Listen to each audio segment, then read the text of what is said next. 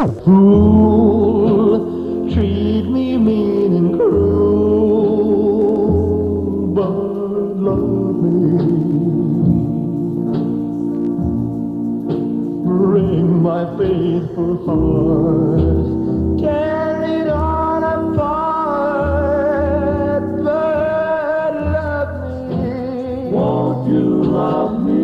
Wherever you ever go, darling, I'll be oh so lonely.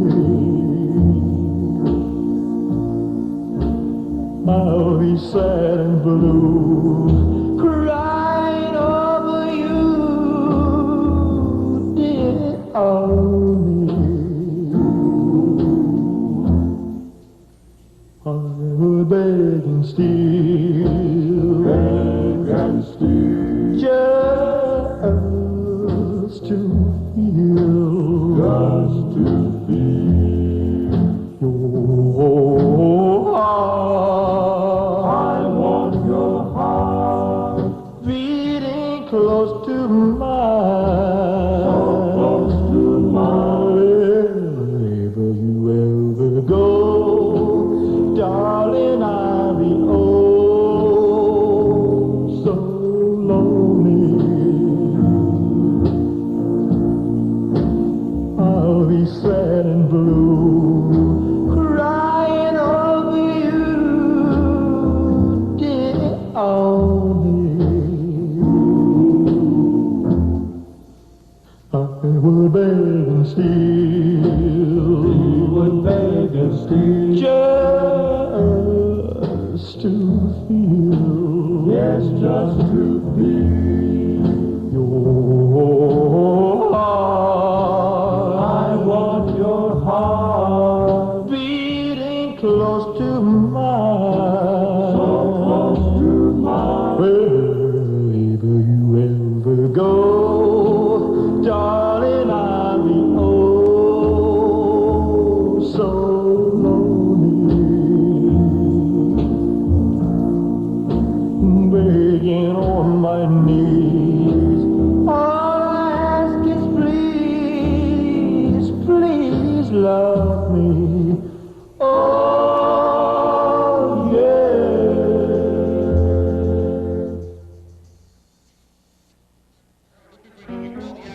About tonight's racing action. Tonight is the 27th annual Roy Devereaux Memorial Race, and that's going to happen for the Sportsmen's and for the Pro Stocks.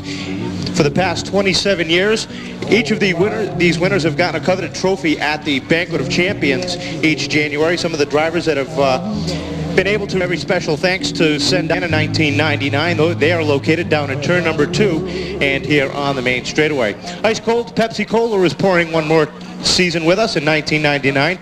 Great to have them on hand. Frank and Helen's Video, where you can catch all the action on tape.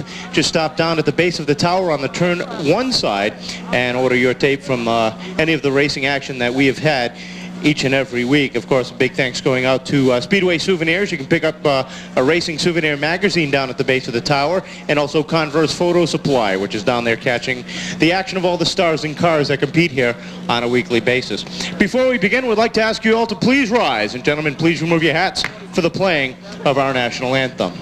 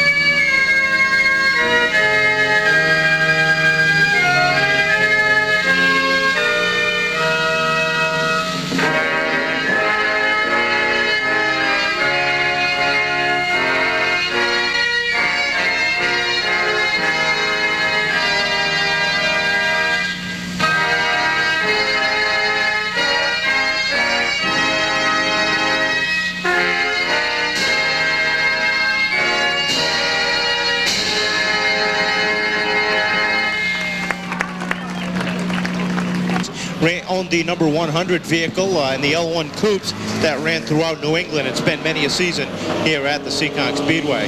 That they were going to...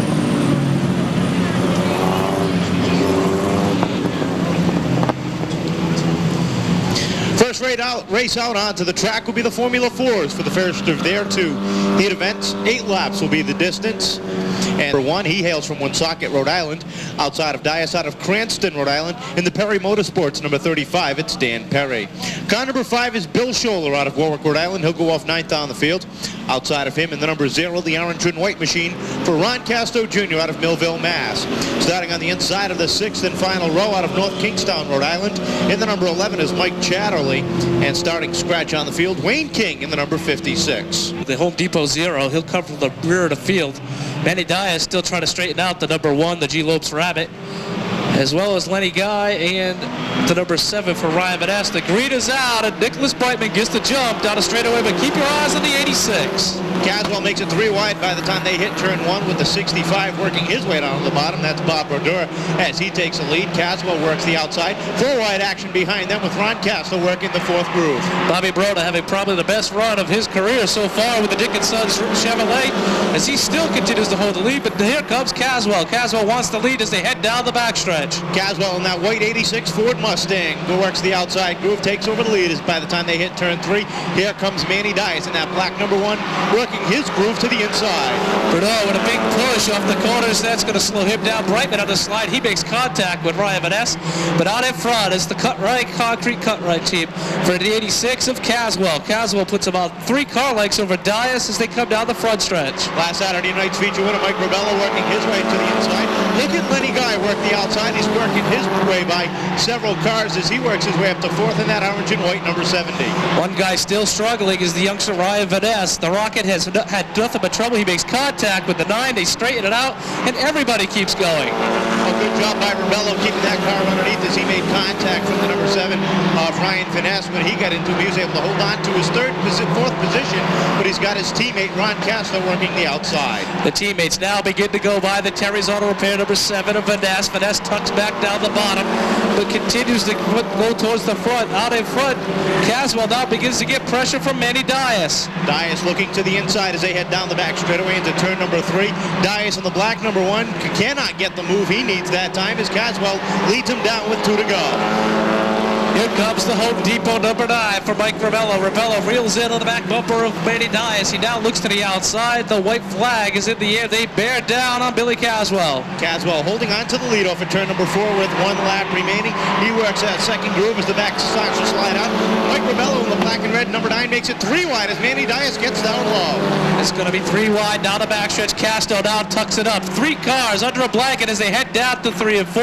The checker flag is out. Contact. Dias pushes up. It's going to be Rebello to the line, and here comes Van Ness, but Dias gets the jump. Dias will hold on for 2nd with Ryan Van Ness. Bill Caswell will be 4th with the 0 car of Patchen, Rhode Island, 3rd on the field. And outside of him, out of Warwick, Rhode Island, on the Ray Van Ness owned number 3, it's Mike Van Ness. Scott Fitzgerald brings the car that is out of the same stables that Rebello and Casto come out of. That's the number 03. Leon Hayes, after being reprimanded last week, has a week to sit out. I believe they put Todd Anarumo for the first time. Todd's going to be a truck driver here in the Seekonk Sport Trucks. The truck is still not completed, but he's going to try his hand at the mini stocks tonight. Green is out as they head down. Saratelli gets the jump over Guy Liggett. Liggett gets the jump. Saratelli misses a shift. It bunches the field up. Van Ness goes to 2nd. Robertson ducks to 3rd, and here comes Ned Ryan. Ryan works the outside as he sits in 4th. Mike Van Ness in the number 3 in that white Volkswagen works the outside. He's got Robertson right behind. Ned Ryan are your top 4 as they come off at turn 4. Saratelli still slipping back. He makes contact with Mike Broda. Broda and Billy Prisco trying to get around. Camera goes to the outside. Here comes Magic Shoes Mike Van Ness down the back straightaway with the number 3. He takes over the lead from Guy Liggett. Ned Ryan in the number 21 slides way up in turns 3 and 4 and loses a couple of car lengths. That allows the 37 of Brodeur and the 88 of Bill Prisco to work the inside. Keep your eyes on the rookie driver, the number 20, that's Derek Robertson. Corey Boudreau is working on that car, as well as former street stock standout Scott Saranditsky. They had the car working pretty well. Now it's up to the rookie to get the car around. Well, the number 37 of Mike Brodeur has worked his way up into 2nd, right in front of your defending champion. Aaron Curran points leader, Billy Prisco. Prisco looks to the inside, heading into 3. Settles it in back behind as they come across the start-finish line and get the cross flag. Another driver who was here during the Thursday night practice was Billy Prisco. He made all kinds of changes to the race car, he said, and the car is actually better than it was. As good as Billy Prisco was, if you can imagine that car any better, he should have an easy run again tonight. Well, he moves up into the second position, just edging out Bernard across the start-finish line. Robertson still holding on to 4th. Ned Ryan working the back bumper off of turn 2. Guy Liggett slipping all the way to the back, as well as the number 29 of Saratelli. Those two drivers started on the pole. 2 to go this time by for the Reno Corporate Coventry drive shaft number 3 for Mike Van Ness. Van Ness has an 8-car length lead over Billy Prisco as they head down the back straightaway. The field singling themselves out, at least in the top 5. Battle for 6 as Lance Canberra in the blue and red 42 gets by Guy Liggett in that black deuce. One car, keep your eye on this, maybe one of the future stars, the number 10 of Todd Anarumo. Todd is the son of Vinny Anarumo, was a 3-time Pro Stock champion here in Baker Tractor number 11. The checkers are out this time by, back to the line, it's going to be Mike Van Ness to pick up the win. Second will be Billy Prisco, 3rd Mike Brona, 4th Robertson, 5th is Ned Ryan, 6th is Canberra, Liggett, Todd Anarumo, Saratelli, and Stacy Perry will round out the field. Drives the LH Belanger & Sons BOC Gases number 70. He's out of Westport, Mass, outside of Lawton. Out of Somerset, Mass, the number 81 for James Lawrence. And starting scratch on the field, the Bayside Auto Repair, Estrella's Farm car number 45 for Scotty Estrella. There's your starting lineup for round number 2 for the ARC Sportsman Division here at the Seekonk Speedway, getting to roll off 12 laps is the distance for this first heat. One of the toughest divisions, as we said. This is pretty competitive stuff. The green comes out right away. Morrow gets the jump, and nope, here comes St. Pierre up on the outside. Becker goes around as they head to 1 and 2. It looks like just about everybody gets by. All the 38 of Keith Morrow for the 3rd contact with...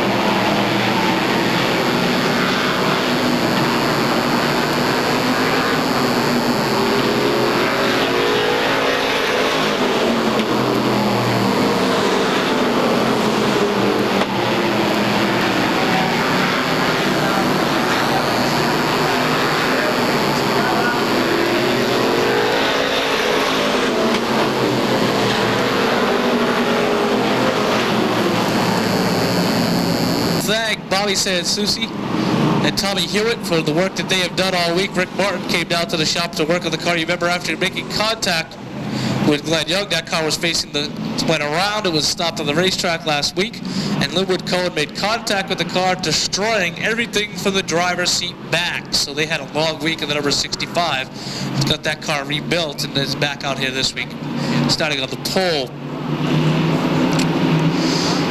The field inches toward the white line. That's where they get on the gas. Eddie Moore gives them the green. Ronnie Laurel gets the jump over Paul Vaness as they head down into turns 1 and 2. Vaness tries to hold on the outside as they come down the back straightaway. Here comes Linwood Cowan, the black number 56, as he works underneath Vaness in that burgundy and white number 9. Paul Vaness now runs to the outside. Contact is made. Vaness tucks it down, but Ronnie Laurel is running once again. He has the number 65 on in front. Linwood Cowan in second. Here comes Vaness. Keep your eyes on Gannon. He looks to the bottom side. Well, the number 65 team, Ron Laurel, the burgundy and black number 65. He sets the pace, but the car is extremely loose. You can see the back end starting to slide out from underneath him down off of the corners, and that allows Linwood Cohen to get underneath. Here comes Linwood Cohen. Cohen had a long winless streak. A few wins in the last few years, but now he has the Ed Hollowak sponsor number 56 running to the bottom side. Keep drinks down the bottom side of the track. That opens the door up for Eddie Gannon. Here comes feature winner Peter Fernandez. Well, the blue and yellow number 8 works up in the second. That's Ed Gannon the third, and behind him he has the number 26 in the third spot. That's Peter Fernandez, last year's runner-up in the fourth place finisher on the street stock points, has 1 win on the season so far. Club Fantasies number 9 for Paul Vaness takes the right-hand turn to the pit area. That takes the car out. Halfway mark, this time by for the Swansea Mass native Linwood Cohen. Cohen off the corners. Gannon right behind, looks to the outside, nope, tucks it back in. Here comes the 21, Kevin, for Corey Bedreau. He has probably been the fastest car right from the start of the season. The Pink Panther 21 of Corey Bedreau tries to get some momentum going on the outside groove. As the 56 of Linwood Cowan smoking heavily off the front straightaway. The field is able to roll by, but that's going to bring out a caution because there's a lot of fluid out the book this coming week. Well, Linwood Cohen, just one of the nice guys. He just tries to get here to the racetrack every week, spends as little as $50 motor has gone running into driving down the road and hitting a sand patch or a gravel patch. So keep your eyes on Gannon with the Kevin's Auto Detail number 8, he, as well as Corey Bedreau. Those two drivers will be the first two to hit it. Green is out. Gannon gets the jump. Here comes Fernandez in the G-Roads Construction number 26. He tries to hold him down. Gannon washes out. They make contact. Nice job by Peter Fernandez holding the car down. Well, I think he learned how to hold that car on in the street stocks, as he did a great job off the second corner holding on that car. After the 8 of Gannon got into the speedy dry, and now the 26 of Fernandez gets a little bit loose. Gannon gets back underneath. Keep your eyes on Corey Bedreau. He was sitting back in the third spot. He lost a spot because of the speedy dry. He now dirt tracks the car on the outside of Bobby Clark. Bobby Clark, Ron Laurel hard into the front straightaway wall as he brings that car to a stop just shy of turn number 2, but the caution is out for the second time. We said before that there were drivers that should get the hard luck award. The 7-car field. Ginny Perry to the announcer's tower, please. Ginny Perry to the announcer's tower, please. Is completely pick up a feature win. Well, he's very smooth and very consistent in that car, and you can see he doesn't have the fiberglass bodies or the aluminum bodies like the other cars have, the Monte Carlos or the Pontiacs or the Oldsmobiles. He's got the same body he's had on that car for 4 years, and it's done him well so far. Green flag is out and back underway. Eddie Gannon gets a little anxious and drives to the left-hand side. He bounces off of the 26 of Fernandez. Once again, he bounces off him. But now he has lost the spot because here comes Dean Petty. Petty works his way to the inside, takes over the second spot. He gets extremely loose with a little help from Corey Bedreau as they came off at 2. Now he loses it off at 2, and Bedreau gets underneath and takes over to position number 3. The Pink Panther, as we said, has been fast right from the start of the season. It looked like he had feature wins after feature wins. I won't tell you why he lost the first win that he thought he had. It was not what you think it was. He now sits in the second spot. Fernandez well out in front. Feature winner already. He heads back to the line and he picks up the win. Second, Corey Bedreau with Brian Souza, Ed Gannon, and Bob Clark rounding out the top 5. The 57 of Dean Petty and Mike Tracy in the black 0 round out the field. The field as they head down, they're trying to keep the trucks from going through this fluid as they put the speedy dry down. They don't want to spread the fluid any more than it already is. Some of the trucks to keep your eyes on here. Keep your eyes on the number 13, defending champion Billy Flint, as well as the 18 for Johnny Tripp. Tripp is a champion in just about everything he's driven, as well as the Pro Stocks, the Legends cars. 5 for Pat McCrowan. McCrowan had the truck running pretty well last year. He has been stumbling so far this year. They head towards the white line. Carrero with the 5 of Turpin, and the green comes out. The 94 gets the jump. The 5 stumbles on the outside, and here comes Tracy Ouellette. The 5 of Turpin continues to hold on to the outside of the 94 Carrero. Tracy Ouellette, the yellow, blue, and red, number 87, works his way 3 wide around Carrero as she becomes the meat in the sandwich. Now she drifts up high, starts the backslide, but up front, Richard Turpin and Tracy Ouellette battle for the lead. The 94 is on the backslide. The long buff Seaford number 94 is off the pace. He started to slide. And what it's at doing, that is taking Nick Macedonio with the number 92, and he is pinned to the outside, and he has lost all kinds of positions. He is stuck. He cannot get to the bottom side of the racetrack. He now gets around, but he has gone from running in the starting of the 4th spot, and now he has run almost to the last position. Battle heating up for the lead. Tracy Ouellette continues to hold on, but now Tom Kiefer, the yellow and orange number 2, works to the inside. He's got Richard Turpin in the gold and red number 5 on the outside as he drops back to 3rd. Here comes the Bulldog, Billy Flint. Flint now runs to the 4th spot. He has got around Joe LeMay, and the Vienna Holmes number 13 is on the move. He gets by the black and white number 17 of Joey LeMay. Now he closes up on the back bumper of Turpin. He takes a look to the outside. This time by 5 down, 5 to go. The Brian Ferrara-owned Chevrolet is on the move. That's why he is last year's track champion. He now goes to the outside of Turpin, and Turpin washes the truck out a little bit, saves it, but that allows Flint just to cruise on by. Flint trying to close the gap between he and Kiefer as he closes up about a truck length. Contact between Joe LeMay and Richard Turpin off of turn number 4. Everybody's able to make it by. Turpin trying to get that truck refired, and thought he had it for a second, but the truck just does not fire. And as I said before, these drivers are in communication with only the officials up here in the announcer's tower, these scoring officials.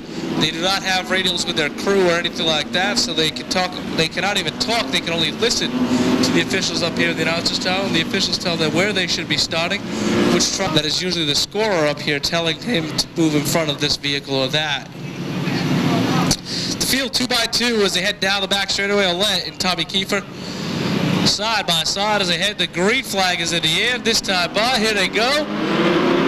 Ouellette gets the jump with the 87. Here comes Kiefer, but keep your eyes on the 13 of Flint. 4 cars battling, 4 trucks battling for the top spot. Now make that 3 as LeMay drifts back just a little bit. Kiefer works the outside of Tracy Ouellette as they come off at turn number 4. Tracy Ouellette now has his mirror full of the black and red number 13 for Billy Flint. He's still trying to get to the bottom side of the Allendale Auto Body number 2, the Ford of Tommy Kiefer. Here come the veterans.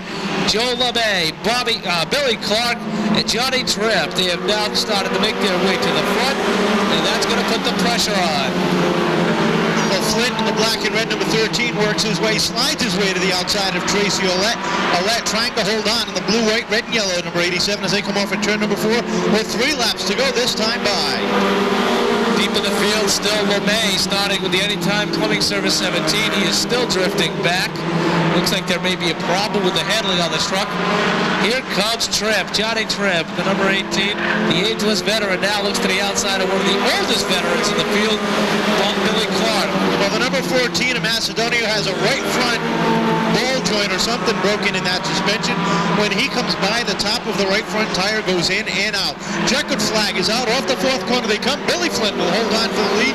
Tracy Ouellette will finish second with the 2 of Tom Kiefer, the 1 of Billy Clark, and the 18 of Johnny Tripp rounding out the top 5. Well, tough break for Jay Macedonio, who was running well in the top 5. He was Seekonk Auto Body number 21 next. And alongside of him, out of Swansea, Massachusetts, driving the number 24, the Frankenhelens Video Chevrolet, it's Ray Solier. Kevin Casper brings the St. Anne's Credit Union number 28 next on the field on a Somerset, Mass. Alongside of him, the Dave Lugio number 22 on a Taunton, Mass. It's Hugh Bowser. For George Rigo with 2 wins on the season. Casper and Solier both have a win. And Sawyer is one of the drivers who has started this division. Well, Sawyer back just a few years ago, along with Billy Clark, Kenny Casper, and a few of the other drivers in the truck division. And the following year, we saw a lot of drivers from the Formula 4s work up. Among them were the 63 of Mike Butts, the 4 of Robin Sloan, and several other drivers as well. And now it's one of the most competitive divisions off the fourth corner, looking for the green flag. Eddie Morin likes what he sees. He lets them go. Gets the jump in that red, white, and blue, number 43. He jumps out front to a 3 truck length lead down the back straightaway. McDermott trying to hold on. He's got the number 27 of Mike Brightman working the outside, but McDermott gets a little bit loose, and Butts gets underneath. 3-wide action contact is made between McDermott and Brightman as Brightman tried to shut the door, and as he slotted to slide, the 63 of Mike Butts, with nowhere to go, ran across the hood of McDermott's number 84, and that's going to bring out the first caution. McDermott's able to pull, is wishing to go to Disneyland, Florida. Sorry about that. And this is all to help out her cause. Looking for the green one more time off of turn number 4. Alan Leach gets the jump one more time over Mike Butts. Butts holds on a second. Brightman on the outside, and the purple and white number 27 working the outside. And the Chevrolet of Brightman pulls out into second spot. Behind him, you've got the number 64. George Rigo trying to work his way towards the front, trying to pick up where he left off last Saturday night. Alan Leach has a 2-truck length lead down the back straightaway. Brightman now clears Butts in the number 63 for second. That opens up the outside groove for George Rigo. Rigo looking to the outside of Brightman now in the number 27. Behind him, you've got the 63 of Butts in fourth. Robin Sloan and Billy Clark battling side by side for fifth. Sloan in that red and yellow number 4. Clark in the black and yellow number 21. That's a battle for fifth off of turn number 4. Leach's lead is close to about a half a truck length as they go down the back straightaway. The 27 of Brightman looks to the outside, but he lost some ground there. George Rigo sits right behind in that yellow number 64. Leach gets extremely loose off the corner with a little bit of help as Brightman slid up the track. That allowed George Rigo to get inside to try to work his way into the second spot. Down the back straightaway they go. Rigo slides into second. Brightman settles back in for third. Billy Clark in the number 21 and Brian Clark in the 21 is fourth, with Ray Soulier in the orange, white, and blue number 24 rounding out the top 5. Up front, Rigo looks to the outside groove, trying to work his way around the red, white, blue number 43, trying to take over the lead. 3-wide action down the front straightaway as the 27 Brightman gets underneath Leach as they go 3 wide through turns 1 and 2. Give the advantage to Brightman as they come off the second corner. Rigo still works the outside. Now Brian Clark sticks the nose of that 21 down to the bottom, trying to work his way towards the front. 2 laps to go. The action continues to be hot and heavy up front. Brightman now sets the pace. He gets a little bit crossed up. Brian Clark in the 21 looks down low, but the door shuts. With 1 lap remaining, it's still Brightman, Clark, and Rigo, your top 3. Soulier is up to 4th, and Alan Leach rounds out the top 5. Down the back straightaway for the final time, it's the 27 of Mike Brightman, the 64 of Rigo, the 21 of Clark. Checkered flag is in the air. Off the fourth corner they come, and Brightman will hold on for the win. Clark will finish second with Rigo, Soulier, and Alan Leach rounding out the top 5. Following Ray Negley round out the rest of the field. They head down the back straightaway. Keep your eyes on Rhoda. Rhoda has 3 feature wins already, and believe it or not, even though he sits with 3 feature wins, he is not leading the points. Rita's out this time by. Bernier gets the jump. Here comes Bernard. Everybody bears down. Bernier has a problem. Bernier got the jump, but it didn't last for long, or he didn't jump too high as everybody was able to gather up on the back bumper. Now he gets it underway, but the 5 of Furtado sets the pace. Teddy Bernard also with a problem with number 49. He is way off the pace. Somebody's skipping. As they head down the front stretch, you can hear some car popping, but that does not stop Tommy Furtado. He is out in front. Cavallaro in the number 6 trying to close the gap. He's about a half a car length back as they come out of turn number 4. Cavallaro in the red number 6 takes a look underneath Furtado, but couldn't get it done off the corner. Now Furtado throws it in deep deep in 1 and 2. If the Rob Bohan number 26 looks familiar, that's because it's last year's Peter Fernandez car. Fernandez drove that to a 4th place feat in the final point standings. He has now stepped up to the Sportsman. That is a full chassis car. You don't see too many of them out here. There's only 2 in this heat, and he is running pretty well with the Camaros. Well, running 4th is another full-frame car. That's the 32 of Bernier as he tries to hold on to 4th, but he's got a lot of pressure. The 22 immediately right in front of him. And look at Bernier. Look at the line Bernier is running. He's running a little bit erratic down the straightaway, trying to keep the bottom groove his. What that does is that slows up Paul Mealy. They head back to the halfway mark. Mealy, as he slowed up, that left the door open to the outside, and here comes Streeter Peter Rhoda. Rhoda trying to look to the outside of Bernier, pushes him into 1 and 2, and that loses some spots for him as the 72 of Clements gets by on the inside. Now Rhoda has to race with former street stock standout Ray Negley. Negley grinds him up down the front stretch. Rhoda bounces off again. They hit down the front straightaway. Negley now tucks it in. Rhoda tries to get by down the backstretch. Sliding off of turn number 2, that's a 7 of Negley, the 3 of Rhoda. Rhoda throws it in deep, smokes the right rear tire off at turn number 4, but he's back in the 6th spot, way behind with just 3 laps remaining. Everybody so far has strung it out. Tommy Furtado, Rich Cavallaro, Rob Bohan, Paul Mealy, Al Clements, Rhoda. They head back this time and 2 to go. Furtado continues to hold on to the lead, looking for his first ever street stock feature win. He's got a couple of heat wins, looking to add this one to his total. Cavallaro looks low down the back straightaway, but no room there. He backs off. White flag is out. This time by 1 more lap for two-tone. Tommy Furtado, the LaCava brothers, LaCava Sowersby, number 5, is out in front, but he's getting plenty of pressure from Cavallaro. Cavallaro looks down the bottom 1 more time, but as they head through 3 and 4, he settles back in for 2nd. Checkered flag is out 1 more time down low. Can't get it done. Furtado holds on. 2nd was Cavallaro. 3rd is Bohan. 4th is Mealy. 5th and 6th go to the 72 of Clements, Rhoda, Tommy Kelly, Bernier, Ray Negley, and the 49 for Tenny Bernard.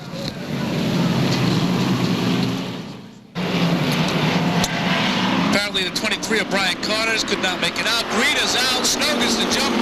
But here comes Poland, number 17, up to the outside groove.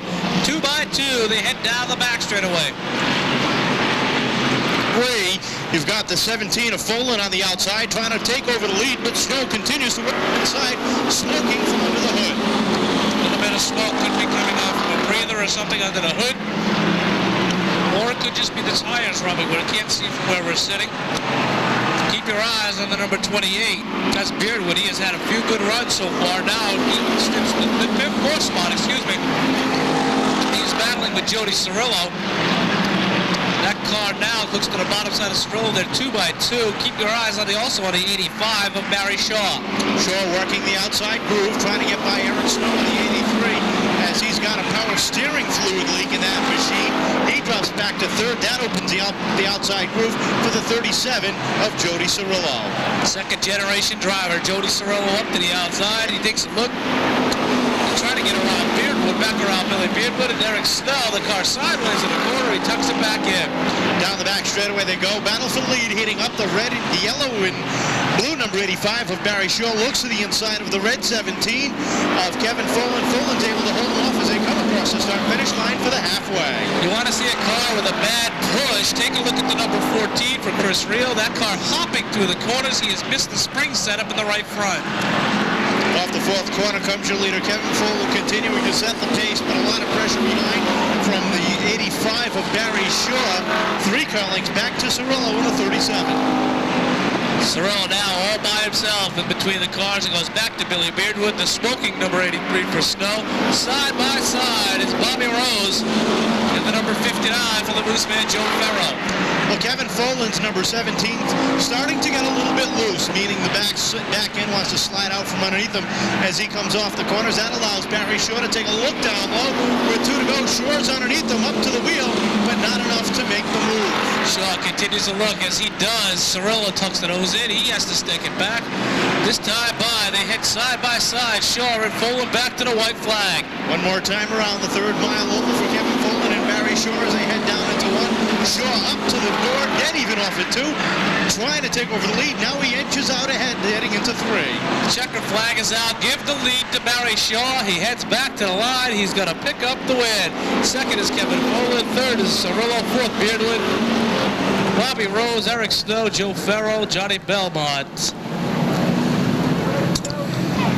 Well, one driver missing, Kevin, is Kevin Shaw, number 86. Shaw took a hard hit to the outside wall in practice. Him as well as the number 12 for Langlois, but apparently Shaw could not rebuild the Crow Collision Camaro. Langlois did suffer minor damage, but he is back out, but that's going to end the night early. Right at the start. Another driver who had a long week, Lou Remiza, after he took a hard shot to the outside wall. Remiza gets the green as they come down. Keep your eyes on the one for Lou Rotundo. Remiza holds on to the lead as they head down into 1. Stacy Moulton trying to make it 3 wide, make that 4 wide down the back straightaway as a couple of cars get underneath. The 65 of Moniz, the 57 of Class B, and the 12 of Langlois all try to get by as the 16 of Moulton getting a little anxious as he now chooses to go into the 4th groove. Stacy Moulton started up front. Started 6 on the field. He has dropped all the way back to the last row. Now he has to do it the hard way. Bobby Betancourt's going to show him the way. Follow me to the front. Betancourt, one of those drivers who enjoys running out in the 3rd groove, and that's what he's doing now. He shoots the blue and white number 21 to the outside. Moulton makes it 3 low as they head down the back straightaway. Claspy with a problem with the 57. Another car having a pretty good run compared to the way he has been running. That's the 58 for Lou Remiza. Remiza running in the 4th spot. Now to the bottom side goes Nancy Sherman. She washes out, and that leaves the door open for Mark Langlois. Langlois works the bottom groove as Sherman and the 58 of Remiza make some contact down the back straightaway. Sherman starting to backslide now on the outside groove is Moulton, and now Betancourt get by on the inside. You want to see a car, we'll tell you what a push is. A push is when you turn the wheel all the way to the left and the car continues to go straight. That's what they call oversteer. That is what the 57 has right now. It's both wheels are aiming towards the infield. And you're wondering what a loose condition is? Well, that's what the 18 car of Rio has. It's when you turn the wheels to the left and the back end decides to go straight. And that's what the 18 of Rio has as he runs 8th on the field. You want to see 4 perfect running race cars. Take a look at the top 4 drivers. Lou Rotundo, Eddie Moniz, Jim Sylvia, and the 16 for Stacy Moulton. Throw in the 12 of Langlois and the 21 for Betancourt. And that's your top 6 cars under a blanket. While Lou Rotundo continues to set the pace with 3 more laps remaining, Jim Sylvia in the 116 works the outside, the blue and white Chevrolet, trying to make it a battle for the lead. 4 cars now nose to tail, double wide off at turn number 4 with 2 to go. Rotundo has had nothing but bad luck from the beginning of the racing season and lost motors and as well as transmissions and clutches. They look like Kenny Rigo, number 1, has been straightened out, and here comes Sylvia. Sylvia heads back to the white flag. He's bringing Stacy Moulton with him. Off the 4th corner, they come to get the white flag, and Sylvia sets the pace. Moulton works the back end of that car as he tries to get by on the outside. Rotundo settles in for 3rd. The battle for 4th heating up as Langlois gets underneath Eddie Moniz. Eddie Moniz now looks to number 65 up to the outside groove. He's starting to slide up. That leaves Langlois open. Checkers are back, and it was Moulton to get the shot. Moulton, Sylvia, Rotundo, Langlois, the 65 and the 21 of Betancourt. Well, those are the 6 cars that'll make the move up into the feature event. The rest will have to go through the final qualifying round coming up in just a little bit. Tonight, as he had problems last week and broke something in the rear end, could not get it repaired in time. But we've got one driver on hand with us the first time in 99. We'll tell you. This week's feature winner in the Leno number 41. When you think of Vinny Inarumo, you think of Bobby Tripp, you think of really just about everybody in this field, including Dick Houlihan, Chad Chase, Rick Martin. This heat right here has just about all of the heavy hitters. Well, not just, we've got a lot of heavy hitters in round number 2, but you've got that right between Rick Martin. He's got 3 championships. Vinny Inarumo's got 3 championships. Bobby Tripp has 1. Green flag is out. We're underway. And Henshaw gets the jump over Inarumo. Todd Henshaw, still pretty much a rookie here in the Pro Stock division. He's gotten a lot better this season. He has the car running the way he likes it, but it looks like he's going to go to school with Vinny Inarumo. Inarumo shoots hard into the lead, heading into turn 1 at the completion of 1 circuit. Henshaw settles in for 2nd. Bobby Tripp loose off at turn number 2, sits in 3rd in the red and white number 81. As of last week, Bobby Tripp was turning some very impressive times in the Heidelberg Stock moving into 1 Cup feature time. The car lost the clutch. He just rode around out there, finished 9th. But now he sits in the third spot. It looks like the car is running well again. It's running well, but he's showing some sign of smoke. So it looks like something might be rubbing in that right rear tire as he heads down into turn 1. He looks to the outside of Henshaw. Sitting back in the field in fifth spot, excuse me, is the number 41. The BOC Gas is number 41. That's last week's feature winner, Dick Houlihan. He's driving for Glenn Ellis. Keep your eyes on the 08. That's former Pro Stock and Sportsman standout Rob Murray. He now has the Consumer Auto Supply number 08 running well. He looks to the outside, takes the 5th position from the 33 of Ray Lee. Battle for second heating up. The 81 of Bobby Tripp works the outside of Todd Henshaw, showing a lot of smoke, and it looks like our chief starter, Eddie Warren, is going to give him the halfway by this time by.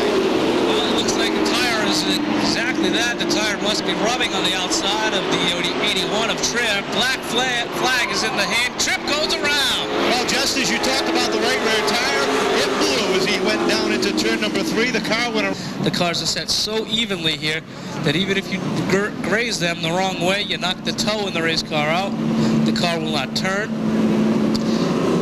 I'm sure the tie rods and stuff are bent to the left front of that car as he did slap around.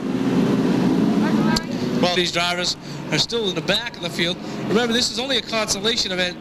It does not the championship in the sportsman division between Bobby Leclerc and James Lawrence. They ended up going back to 3rd place finishes in the feature events to crown the champion. As they head down to the start and finish line this time, green is out, and Aruma picks up where he left off, but Todd Henshaw hangs tough up on the outside. Cavallero following through on the inside as he gets underneath the 28 of Henshaw, down the back straightaway. That's the battle for second. Down the back straightaway down as he head down in front straightaway. It's the Baker tractor number 11 for Adam Rumo. He is 2 car lengths out in front of Cavallero. Here comes Rob Murray in the 08, and he's bringing Chad Chase and Rick Martin with him. Well, the green and blue Oldsmobile number 08 of Rob Murray slides his way up in the third as he closes in on the back bumper of Cavallero. Now he looks to the inside off of turn number 2. Rob and Richie Murray, pretty good chassis builders. They built this number 8 car that Eddie Gannon has run so well with. Murray ran well with it before. They invented the Lee and the Thompson Speedway and the Star Speedway, but now they come back to the Seekonk Speedway. And now he has this Consumer Auto Plus number 08 running in the 3rd spot. 2 laps to go this time by Fernando Rumo. Right now the battle is for the 5th between the Chad Chase in the black number 46 and Nick Houlihan in the blue and white number 41 as they head down the back straightaway. If either one of these guys messes up as they head to the white flag, Rick Martin and Billy Manchester will be there to pounce. But as they head down the back straightaway, Anna Rumo has about 10 car lengths over the field. Field comes off at turn number 4, checkered flag high in the air. Vinny and Rumo will take down the win by about 8 car lengths over the 87, Mike Cavallero, with Rob Murray finishing 3rd, Todd Henshaw 4th, and the 46 of Chad Chase rounding out the top 5. The green flag is out there back on the flag. Right away, the Alan McClure 77 goes to the lead. Here comes Hutchins up on the outside with the 96. Keep your eyes on the guys in the back of the field here. Matt Dewey, always smooth. The 42 for Bobby Leclerc, and feature winner already this season, Wayne Dion. Well, Hutchins got up to the rear bumper of McClure. McClure got a little bit squirrely. Hassel gets underneath, down the back straightaway. That's a battle for lead. Here comes Leclerc in the 42. Bobby Leclerc looks like he's been driving a pro stock all of his life. He has been everybody's pick to run for the championship in the year 2000 as he's using 99 to straighten himself out. He now has the 42 to the bottom side of Alan McClure.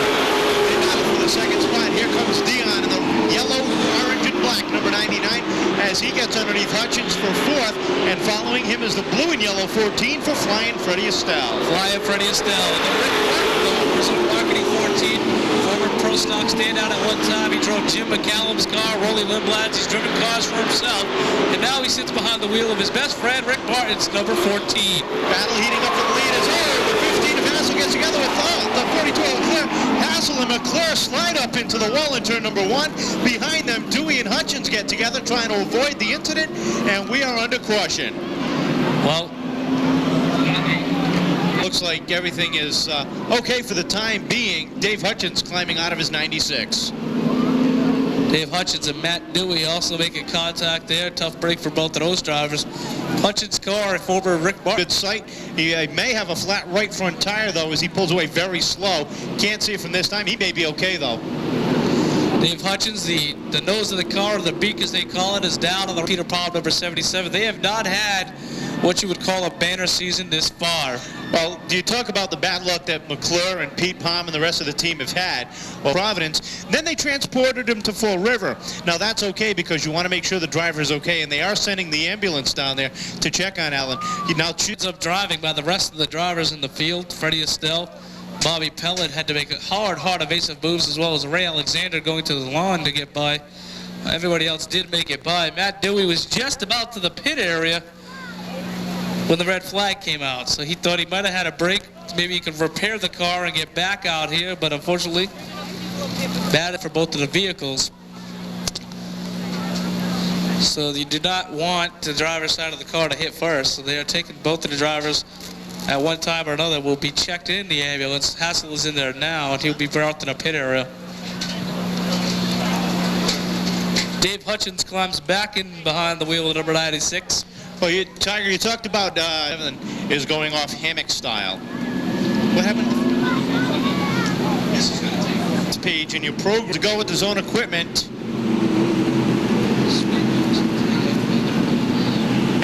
Ran very well, but at the end of the season decided to get out of racing here at the action track of the East. Here.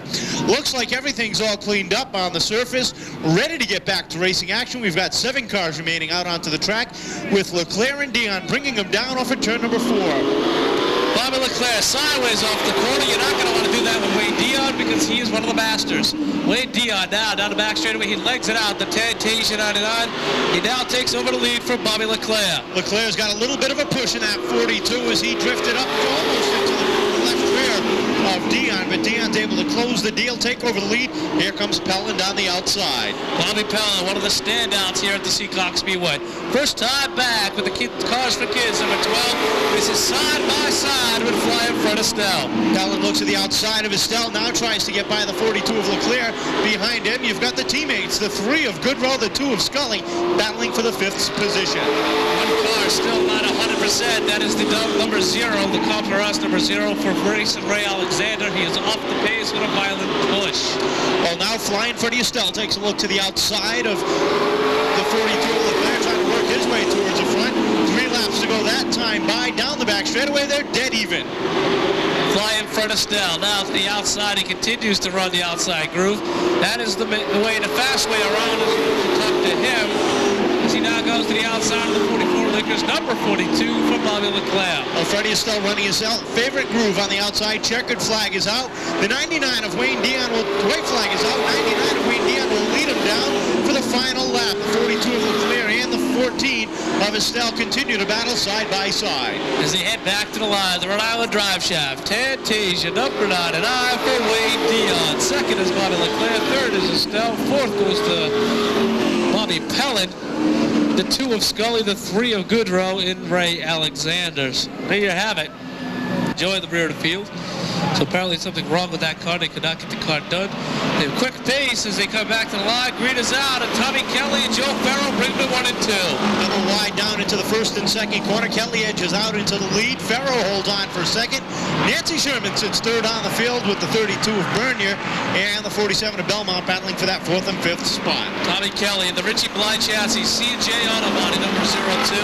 Rookie season in the Street Stock division, but he started to make his move towards the front of the points and now has to contend with Joe Farrell. Back to the veteran Nancy Sherman. And the 47 for Johnny Belmont. Well, Ray Negley in the number 7 working his way through the field very nicely, trying to work his way towards the front. He sits 5th on the field, about a car length ahead of Henry Bernier in the number 32.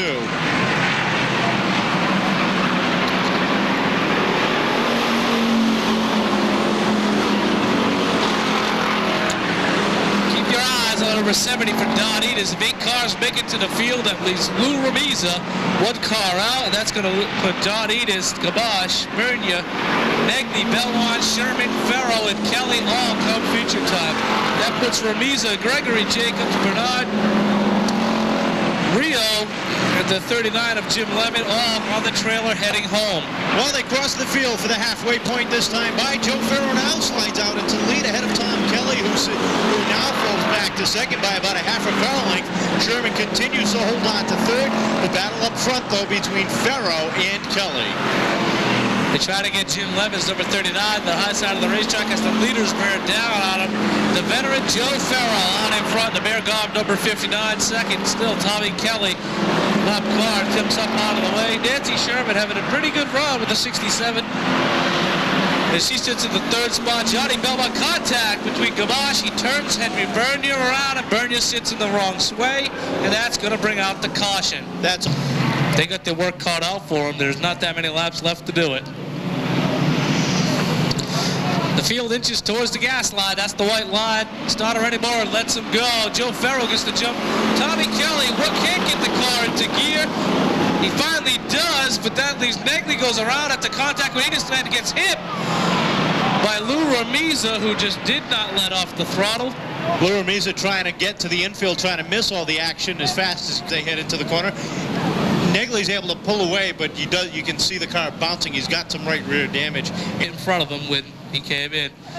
I mean, as the track crew is sweeping up, the Silver Brothers team is hooking up. But Seekonk Speedway, as well as for the G. Lopes construction team and the Corey Bedreau, Derek Anderson teams as well. So happy birthday to Alex. Congratulations. And with 6 laps complete, 4 laps remain in this consolation round. Field 2, I-2, as they head down the back straightaway. This is the final consi, as we said. After this, the truck feature, the Formula 4 feature should be on its way out. Joe Farrow with Tom Kelly looking over. Green is out from Starter anymore, and Farrow gets the jump, and Kelly gets the car again. He stays in the second spot. Kelly's able to hold on to second for the time being as Nancy Sherman takes a look to the inside. She holds on for third. Don Enos in the 70 works the back bumper. Belmont is there. Oh, the 49 of Ted Bernard goes around all by himself through the corner. The 92 of Gamache gets sideways. He almost slaps the front straightaway wall as Lou Ramiza goes around again. You got to wonder if there's got to be some fluid down on the track, and it looks like there might be from the 67 of Nancy Sherman, or maybe that was just a tire locking up as she tried to slow down on the back straightaway. Well, Ramiza does have a Nerf, but he did have the rub rail hanging on the passenger side of the vehicle, and that'll put him into the pit area, and we're just about ready to go. The number 49 for Ted Bernard and the 39 for Lemons. Karina's out, and Joe Farrow gets the jump. Kelly had a little problem. Looks like he's got it in gear now. Here comes Nancy Sherman in the 67. Sherman works the inside, works her way up in a second as Kelly gets a little bit loose down the back straightaway. Don Enos in the red and black, number 70, trying to work his way down low as well. Farrell has stretched the lead out to about 7 car lengths over Nancy Sherman. Now Don Enos slides the number 70 up in a second. Belmont comes in, contact is made. Everybody jumps on the binders behind, everybody able to pull away, and right now the 09 of Gregory Jacobs sits in that 8th and final transfer spot with 2 laps remaining. Don Enos now runs the 70 after contact. Apparently nothing was done to the 70 on the 47. White flag is out from Starter anymore. Joe Farrow slides the Bear Gob, number 59, off the corner. He continues to lead as they head down the back straightaway. 2 cars together off of turn 4, the 32 of Bernier, the 09 of Jacobs. Jacobs is in the infield. Now he pulls away as he goes around. The field's coming by.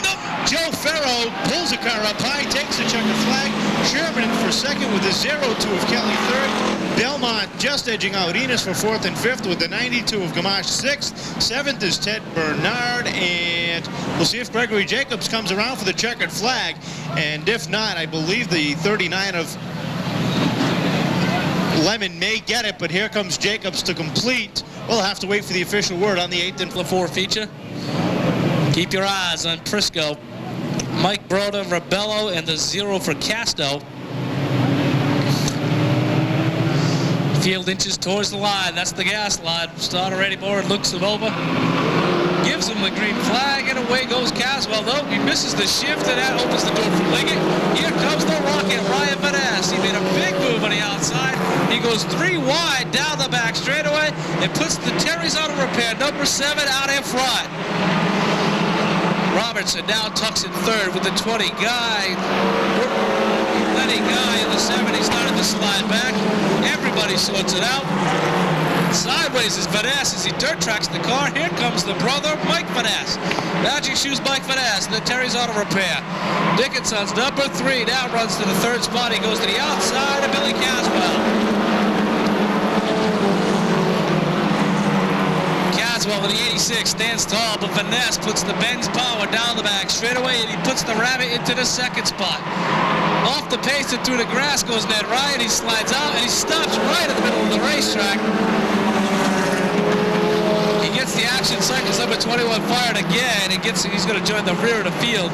But a close call there for Ned Ryan. Out in front, Vaness now with the car very loose off the corner of the Coventry drive shaft number 7.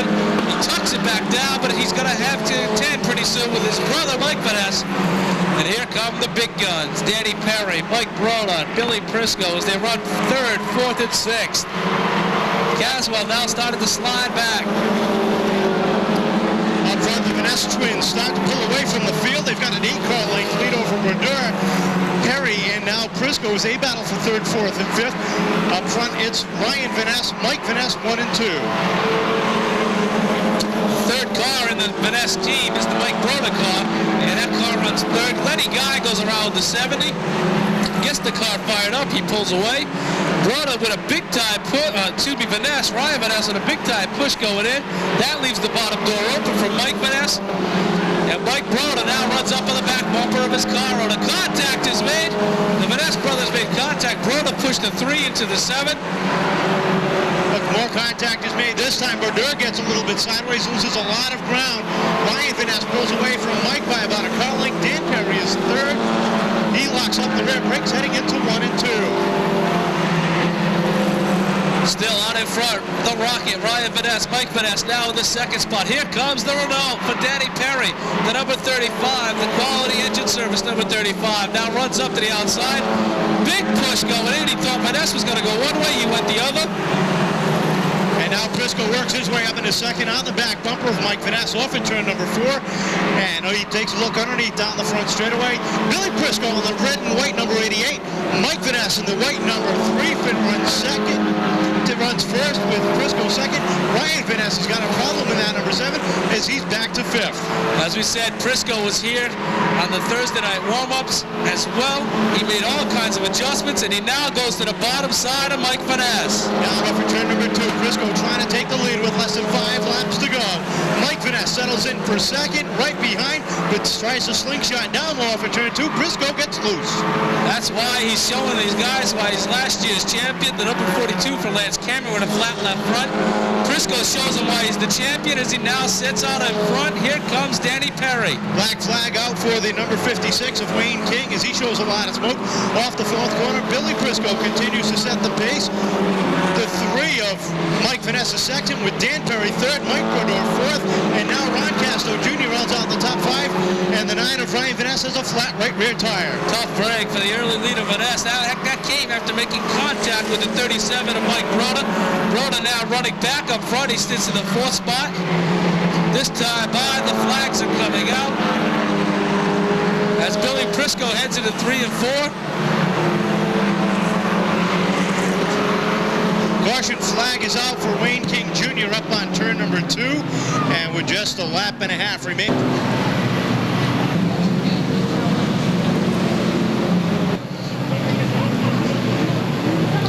The 20 of Robertson is 9th, and the 18 rounds out the top 10. Michael Walsh, we please call your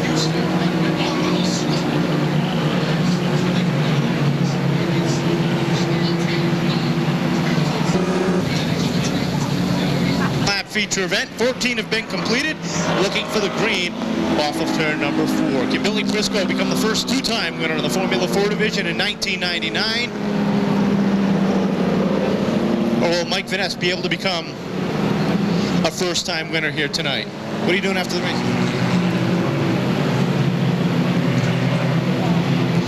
Off at turn number 4, they get ready to roll. And Eddie Moran's got the clinch green flag in his hand. Off the corner they come. Green flag is out. We're back underway. Vanessa is able to hang with Briscoe heading into one. He gets about a half a car advantage. Briscoe trying to battle back on the inside. Can't do it that time. Vanessa battles back on the outside. White flag is out. Briscoe on the inside takes over the lead. White flag is out. Final time around for Briscoe and Vanessa as they battle side by side for the final lap. Vanessa throws it in hard into 1 and 2, tries to gather her back up down the back straightaway, down into 3 and 4 for the final time. Checkered flag is in the air. Briscoe has a half a car advantage. Off the corner he comes, and Billy Briscoe becomes the first two-time winner in 1999 in the Formula 4s. Mike Vanessa doing a great job holding on for second. Third will be the 35 of Dan Perry, with the 0 of Ron Casto Jr. and the 37 of Bob Brodeur rounding out the top 5. But taking down the win out of Pawtucket, Rhode Island, in the Consumer Auto Supply, Edna May Fishing Vessel, APC Glass, Sanford & Sons Auto Parts, Ace Woodworking, car number 88 for your defending track champion, Slick Billy Briscoe. Attaboy, Billy!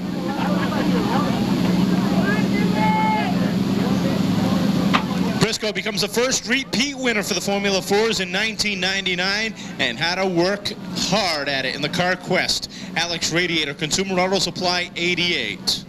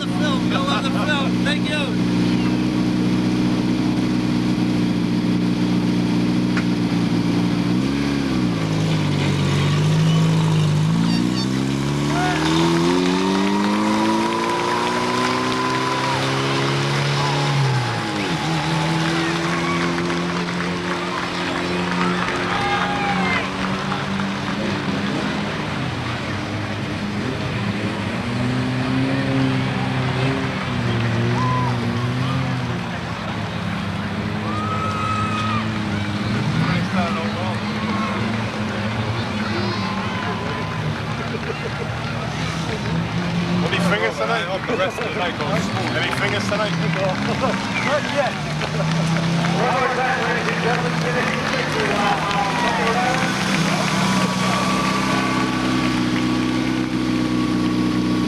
Ready?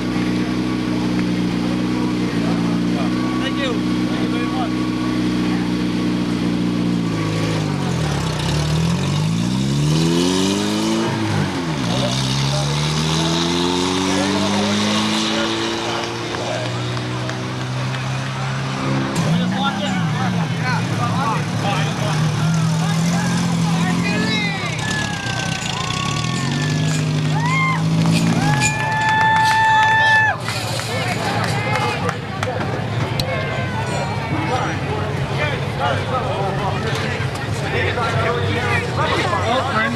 Come on, Tiger. In the Formula 4 victory lane with Slick Billy Briscoe.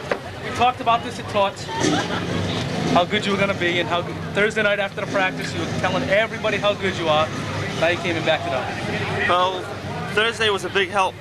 We increased the stagger, and that's something we never did before, and it helped out.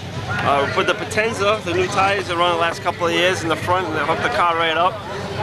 I couldn't complain. Couldn't complain about the car at all. Last week we had a little problems, you know, but I don't want to talk about last week's problems, Bruce. But this week it came alive. The car was on fire. It was good. I had no complaints. I gotta thank all the guys for helping. My mother's bad luck streak has been lifted. She's never seen me win here before in 2 years, so she's here. I won. She's happy. The monkey's off my back, her back. So I thank everybody, all the sponsors, Consumer Auto Supply. We had a little thing today at their shop. Everybody that's on there. You know, I can't remember them all, but they're all on there. Thank everybody. This week we go to Tots on Monday night. I'm sure Monday night we'll be there. Monday night I'll be there. If I'm going to be on the TV, I'll be there Monday night at Tots, 7 p.m. All right. He said Bruce Manuel builds him a car that drives like a Cadillac, and he proves it. Go right near the rear tire, guys. Bruce, huh? All Bruce, huh? Yeah, okay, yeah. We'll remember that. One last thing. One last thing. Billy Prisco would like to make it known to all the women out here that he is available.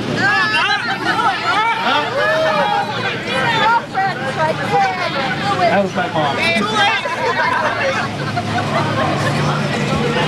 I told you when she's not here. Alright. You want to give him a trophy? Only on Fridays. Alright. We're a Canadian. Who's that lady standing there? It's Butler. Okay. Yeah, Bob!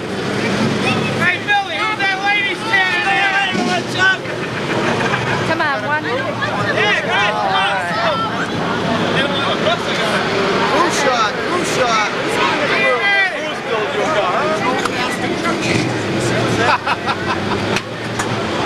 That's it.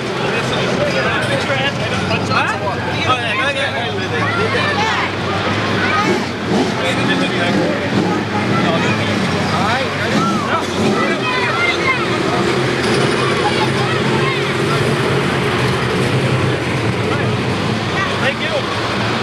That's Gary. Not here again? Good job. Right. I didn't get last time. Any kids for a picture? What were you saying? I want to take this. Thank you. All right. Hey, come on, picture time. Sorry, look over here. Hello, where were you guys? I'm looking for you guys. I know. You don't want to wave to us, we ain't holding up the sign no more. I'm looking at you behind me. Oh, your uncle too? Yes. Now you're going to come every week. Thank you, Bill. And then past your bedtime? Not you, him. Thank you. What? All right. Little girl wants to run. You get a picture on the other side? We get your picture after that. Yeah, I'll be it. I love pictures. I'll sign it right here. Bring it to the table here.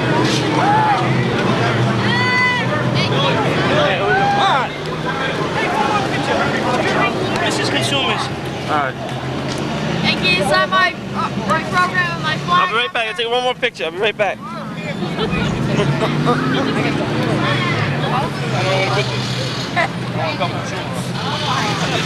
Over the loudspeaker? Yes! I made sure they said it. I made sure they said it. Want me in it?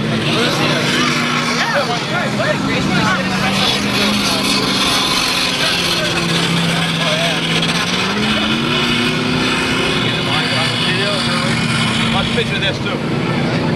Yep.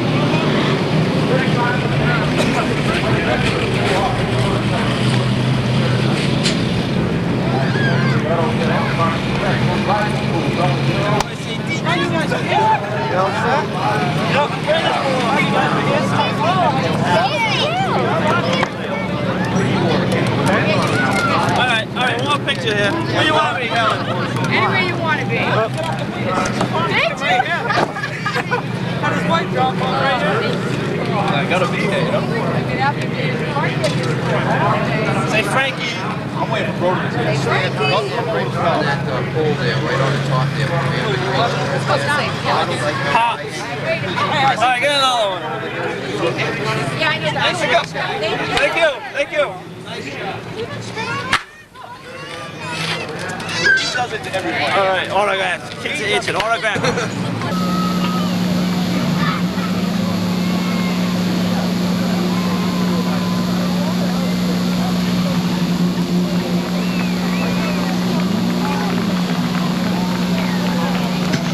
One more time, ladies and gentlemen, finishing the victory lap out of Pawtucket, Rhode Island, Slick Billy Prisco will take down the win.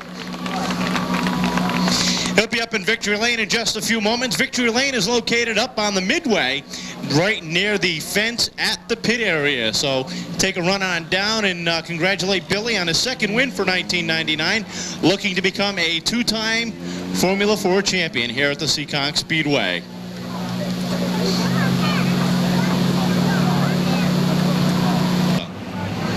Ninth on the field is Pawtucket, Rhode Island's Jerry DeGasperi Jr. out of Driving the custom auto body, Columbus Auto Sales, number 71, outside of Degas Barry, out of Taunton, Mass. In the G-Lopes Construction, Carriage Shed Automotive, number 26, it's Peter Fernandez.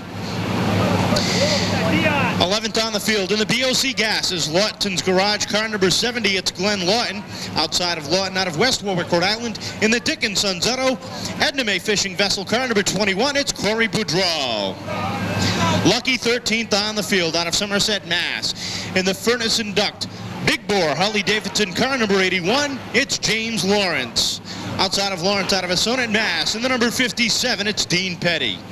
Two-time Sportsman champion Scott Estrella rolls off 15th. In the Bayside Auto Repair, Estrella's Farm, car number 45. Outside of Estrella, out of Seekonk, Mass. In the Tracy Motorsports 0, it's Mike Tracy. The Sign Man rolls off 17th in the Mandeville Chevrolet Simpsons Auto Care, number 88. Outside of Kenny Bamford, out of Swansea, Mass. In the RS Rentals Broadway Auto Parts, number 56, it's Linwood Cowan. Last Saturday night's Pro Late Model Sportsman feature winner, the Kids Corner Child Care, More Performance Racing Engines, car number 99 for the Fireball, Glenn Young. Outside of Young, out of Warwick, Rhode Island, in the number 9, it's Paul Van Ness. With the RNF Transport Bracket Landscaping, number 2 for Attleborough's Dave Titus rounding out the field. With Keith Morrow and Mike Becker, row number 2. Caution lights have gone out, and the clinch green flag has been given to the field. They roll down into turns 3 for the final time before the green flag is given. Will Ron Lauro be able to become tonight's feature winner in the 6th on the season? We'll find out in 25 laps as the 38 of Keith Morrow does not come up to speed. The field gets by up front. Ron Lauro in the number 65. The black and purple machine has a 3-car length lead over Mike Becker. Becker sits second. Kenny Spencer slides his way up into third. Bob Clark follows through on the inside as Ron St. Pierre starts to slide back just a little bit on the outside. Clark gets by on the inside. Here comes the 25. The Furnace and Duct machine of Brian Souza as he works down low. And following him is the number 8 of Ed Campbell III.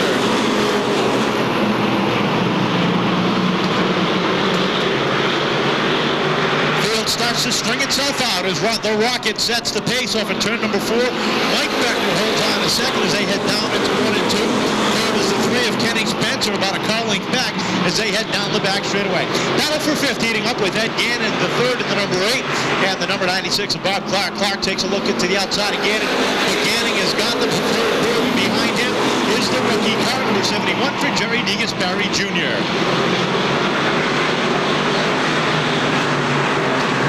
We've got a change of lead. Mike Becker in the Century Auto Sales 00 takes the lead from the Rocket. Kenny Spencer tries to follow through in that the black number 3. As Spencer slides his way down low, Ron Lauro's got a loose condition on that number 65. The 25 of Brian Souza now sticks his nose underneath as Lauro starts to slide back a little bit on the outside. The 38 machine of Keith Morrow looks like he's got that car started, at least in running, until he is able to bring that car to the pit area. Caution is out for several cars down in turn number 4. Them down for the green. 6 down, 19 remain. They could roll off for turn number 4. Green flag is out. We're back underway.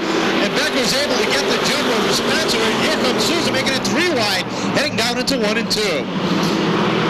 Souza settles in behind the 3 of Spencer. The 96 of Clark has a problem down the back straightaway. Dean Petty in the 57 made some contact with the 45 of Scotty Estrella, weaving his way around, trying to miss the action. One more time, we'll see if these guys can get this one completed. Mike Becker in the 00 and Kenny Spencer in the 3 will bring him down one more time. Ron Lauro and Brian Souza, row number 2. Off for turn number 4 they come. Green flag is up in the air. We're back underway. This time Spencer is able to hang with Becker as they go down into turn number 1. Becker in the black 00. Spencer in the black number 3 slides out front to take the lead for about a half a car length. Off of turn 4, Becker battles back, dead even across the start finish line. Brian Souza closes his way up into 3rd as he makes a little bit of contact with Ron Lauro in the number 65. And here comes the Pink Panther on the outside. The black and pink number 21, Corey Boudreau. Works the outside of the 65 of Ron Lauro. Lauro trying to hold on to 4th. Give that spot to the 21 of Boudreau.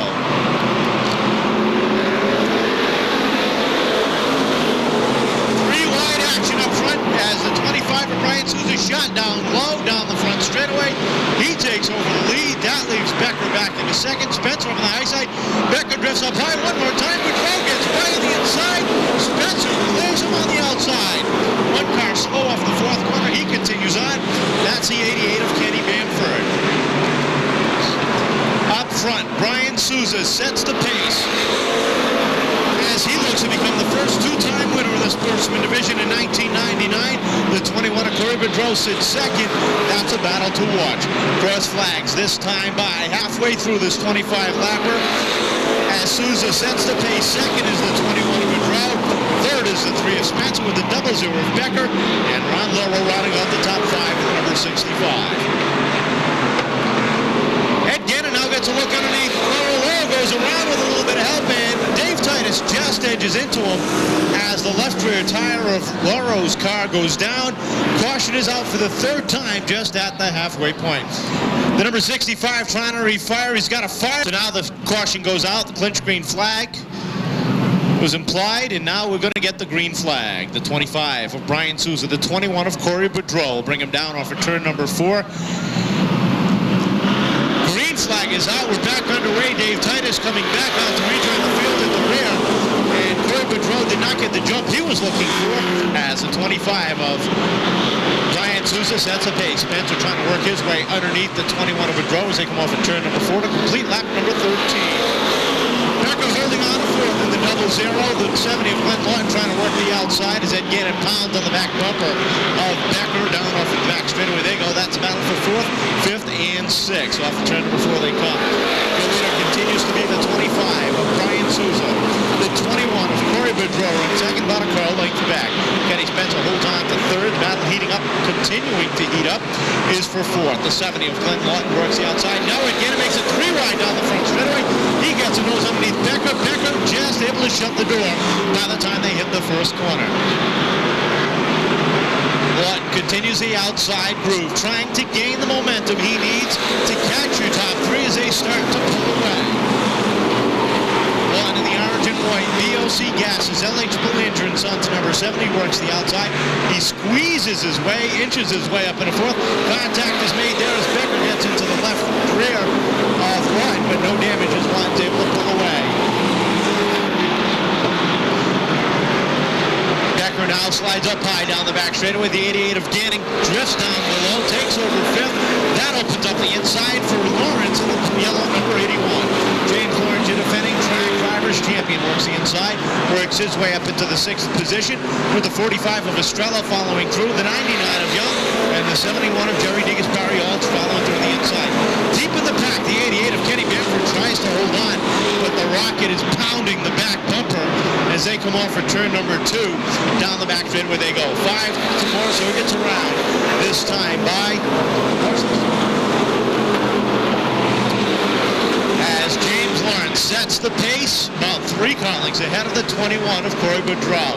Field starting to stretch itself out now around this 1/3 mile oval as your top 5 have at least a 2-car cushion in between each and every vehicle. The 81 of James Lawrence holds on to 6th. The 45 of Scott Estrella is 7th. The 99 of Glenn Young is 8th.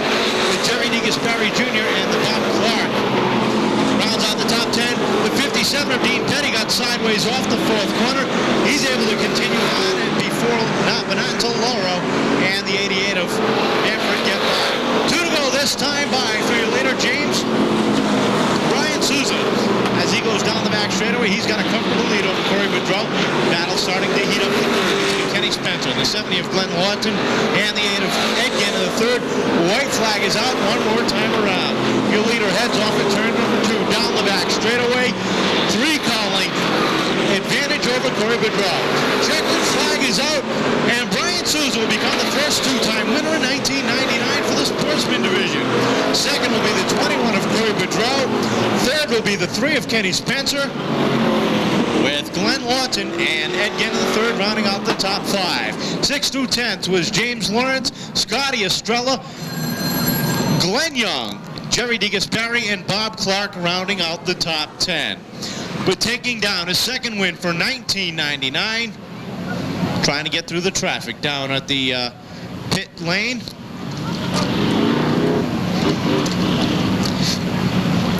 Driving the furnace and duct, Big Bore Harley-Davidson car number 25, and the Bergman Race Chassis Machine, ladies and gentlemen, Brian Souza taking home the 1999 Sportsman Division Devereaux Memorial Award.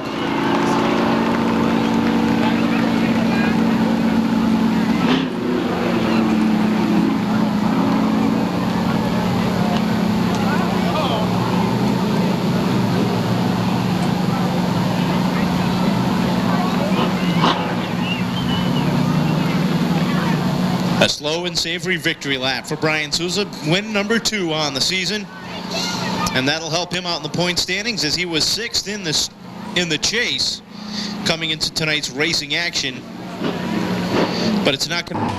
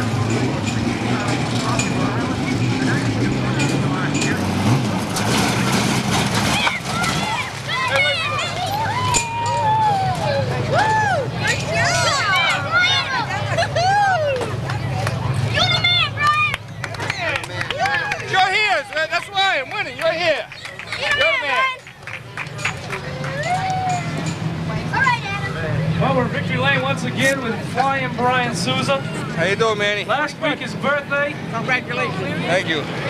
Now driving in the senior class here at the Seekonk Speedway. John McHenry's got flying again tonight. Oh, I'll tell you what, this car, we got it this year. I mean, you know, if we get off a little bit on the setup, you know, I'll really be sick because this car is good right now. I mean, I can't do nothing wrong. I mean, just can't do nothing wrong with it. The car came from back again in the heats again. It's not just, up front. It doesn't matter where the car runs. It's just a Dave Bergman chassis. You got to thank sponsor. Oh, and that Chevrolet racing engines. I mean, they're super. I mean, we haven't touched it all year. I mean, John McHenry, he put the car together. He gave us everything we needed to put it together. Can't ask for a better sponsor. Big Bore Harley-Davidson. I mean, they came on board this year. I said, you know, I mean, I really can't do nothing wrong with this car right now. The team's really working good. We're getting help from people, and I can't do nothing wrong. I mean, if we miss it, we're missing it big. Track championship? That's a long summer. You know what I mean? I'd love to do it, but it's a long ways down the road. We got to keep it in one piece and be there at the end. And, does it hurt being 40 now? Does it feel any different in the car being 40? No, I got to get things over with faster now. You know, I got to win more races, and I got to get more. I got to get a championship before I turn 41. You know, it just puts the pressure on you a little bit. All right, Brian Souza, Sportsman feature winner.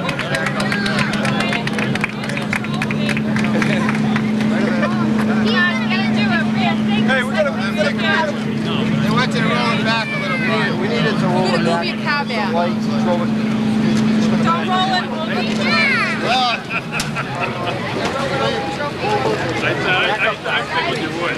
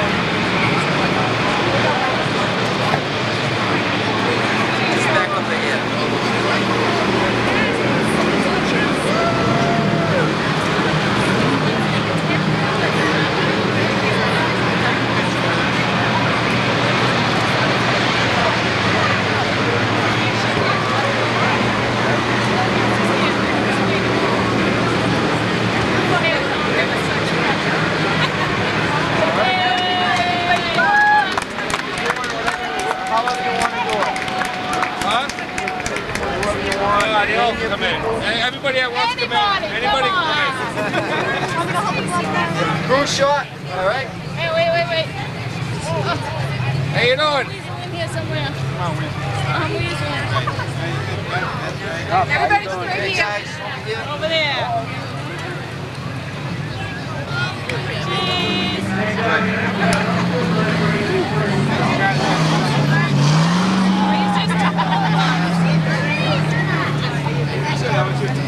Anybody else want to pick it up? Yeah, please. Okay. Right, try and come out a little bit.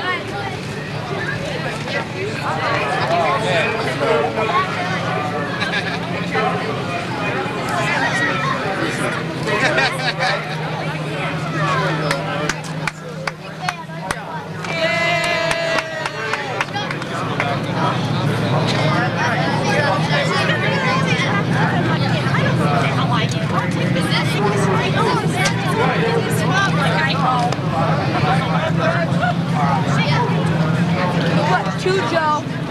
Good job, Brian. I'm whoever you are. I don't know. Good job, Brian. Huh?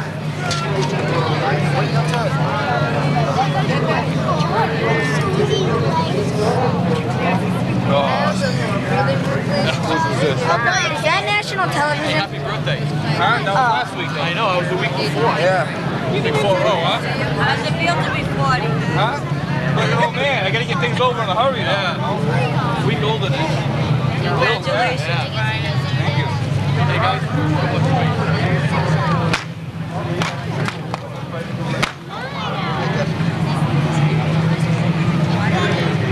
Next restaurant says 35 minutes.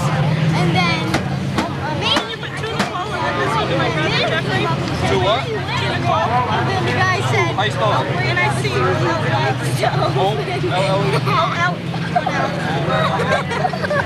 That's been your old age, huh? Yeah. Everybody's calling me the old man though. I never could spell though. The Jeffrey on that one,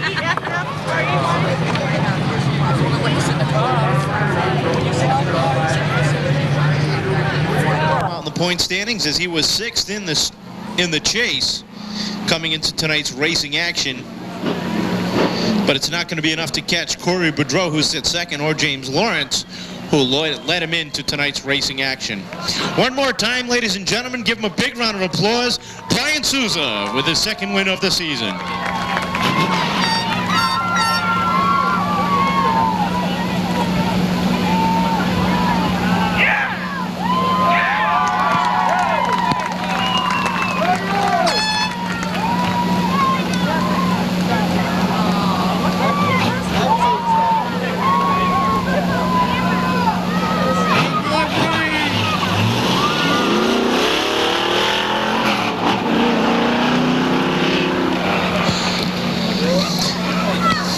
Well, while we got this break in the action, well, open up your Seekonk Souvenir Racing magazines to the center page, the Cisco's Performance page in the program. Cisco's Performance is located on Walcott Street in Pawtucket, Rhode Island, and has all your race performance needs. Starts on the outside of row number 1, both drivers looking for their first ever victory. Robert 222, Bobby Rose in the number 24 is 2nd. We're getting ready to go racing as they come off at turn number 4. Green flag is out. We're underway. Furtado leads him off at turn number 2. Kevin Folan hangs on to the outside as they go double wide down the back straightaway. Barry Shaw and Robert Mohan battle side by side for 3rd. Billy Banwood drifts up high. Here comes the Cat Country 16. Down on the inside, the orange Camaro works his way up into 5th. Sets his sights on the 26 of Rob Mohan, trying to work his way up towards the front of the field. Up front, Furtado now sits all alone out front. Folan continues to run the outside. Battle for 4th now as Moulton gets nose underneath the 26 of Mohan. Rotundo has got a problem in that red and white number 1. He starts to slide back on the outside.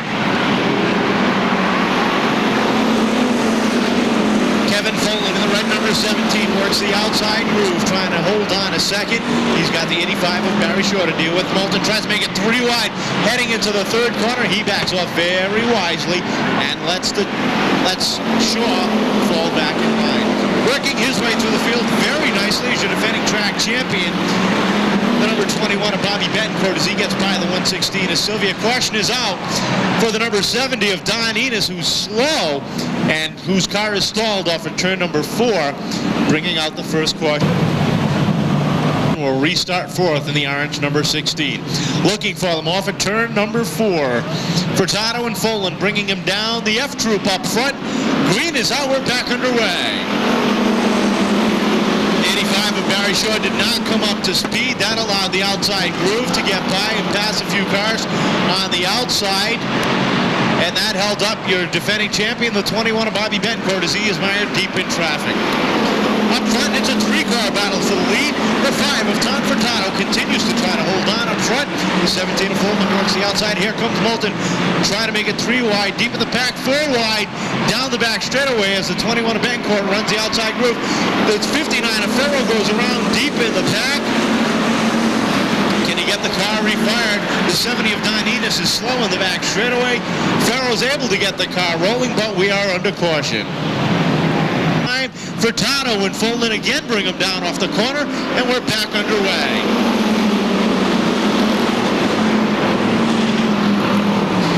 Double wide down the back straightaway. Folin and Furtado side by side. Moulton squeezes that orange number 16 to the inside of Folin as they come off at turn number 4. Moulton now up in a second, sets his sights on your leader of Tom Furtado. Furtado's been able to lead the first several laps. The 67 of Nancy Sherman high atop the speedway. She's got a problem with that red number 67. Off the 4th corner they come. We've got a change of the leader. Stacy Moulton down low takes over the lead. Furtado tries to hold on, but Barry Shaw, the number 85, squeezes his way down low and takes over position number 2. Folin is able to open up the door and let the Furtado drift back in, and for third he takes a look underneath Shaw as they head off the corner, but cannot get it done.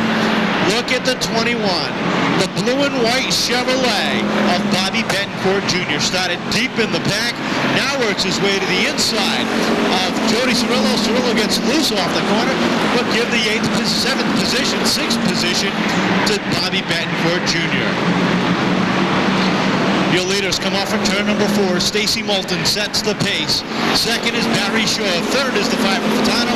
Fourth is the 17 of Folin. Fifth is a double-wide battle between the 28, the white Chevrolet of Billy Beardwood, and the blue and white Camaro for Bobby Betancourt Jr. But look who's coming behind Betancourt with the halfway signal going. 10 down, 10 to go. Pete Roeder works the inside of Cirillo, gets by. Now he takes a look to the outside of Betancourt, trying to work his way to the front. Pete Roeder in the blue number 3 works the outside lane. Betancourt down low as they battle side by side. For that's the battle for 5th off at turn number 4. Caution is out for Belmont in the 47, who is unable. In blue number 85 as he starts on the outside of the front row. Off the 4th corner, they are ready to roll. Our chief starter, Eddie Morin's got the green in his hand, and Moulton gets the jump over Shaw. Furtado's able to try to follow through on the inside as he works the inside. Cirillo pounding on the back bumper of Pete Roeder as they headed down into turn 1, but he backs off and lets Roeder settle in. Up front, the 16 continues to set the pace. Now the 21 of Betancourt moves up the 4th, looks to the outside of Furtado, trying to work his way to the front with just 8 laps remaining. Down the back straightaway, the 5 of Furtado, the 21 of Betancourt, now the 3 of Roeder as they work 3 wide. Now Roeder settles back in behind. Roeder takes a look to the inside, 3 wide action. Betancourt throws the turbo thrust on and shuts the door in front of Roeder, and Furtado into 3rd.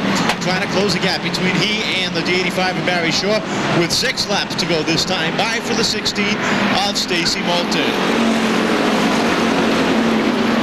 Deep in the pack, Kevin Folin goes around. He's got something wrong with the rear end of that car. He slides back out onto the track. Everybody's able to make it by. Rear tire was just bouncing up and down on the Speedway as he went around. A little bit of steam coming from underneath the hood, or maybe the driver's compartment on that number 17, as Kevin Folan was running fourth. 6 remain. And we'll see if we can get the final 6 in this time, as the clinch green flag has been given to the field.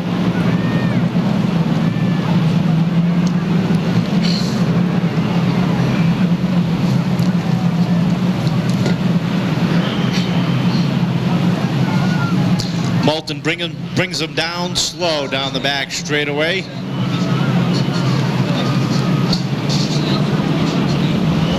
Off the fourth corner they come. Green is back out. Shaw caught sleeping on the restart. That allows Betancourt to get underneath.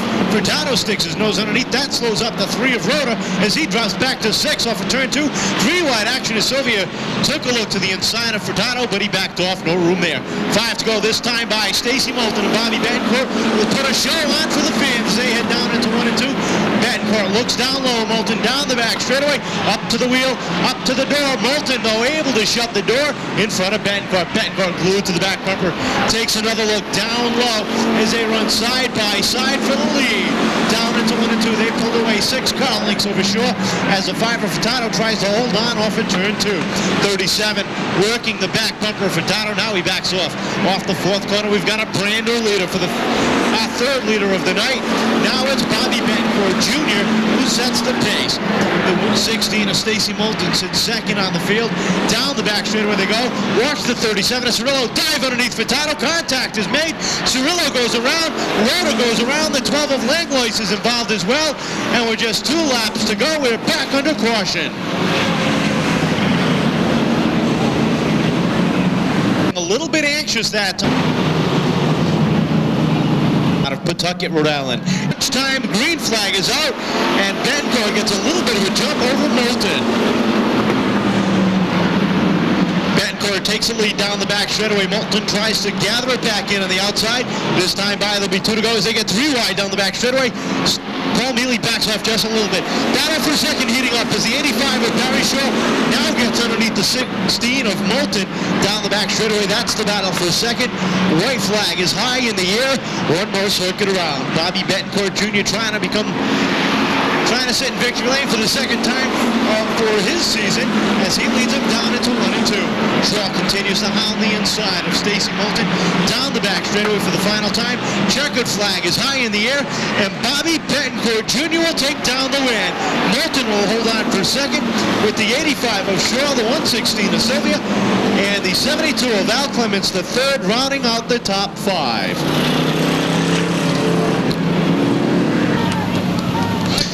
A great race indeed between Betancourt and Moulton for the final few laps. And we told you it was going to be a race to the finish, and it was. Bobby Betancourt, one more time, will sit in victory lane and add to his collection of trophies at home, taking down win number 2.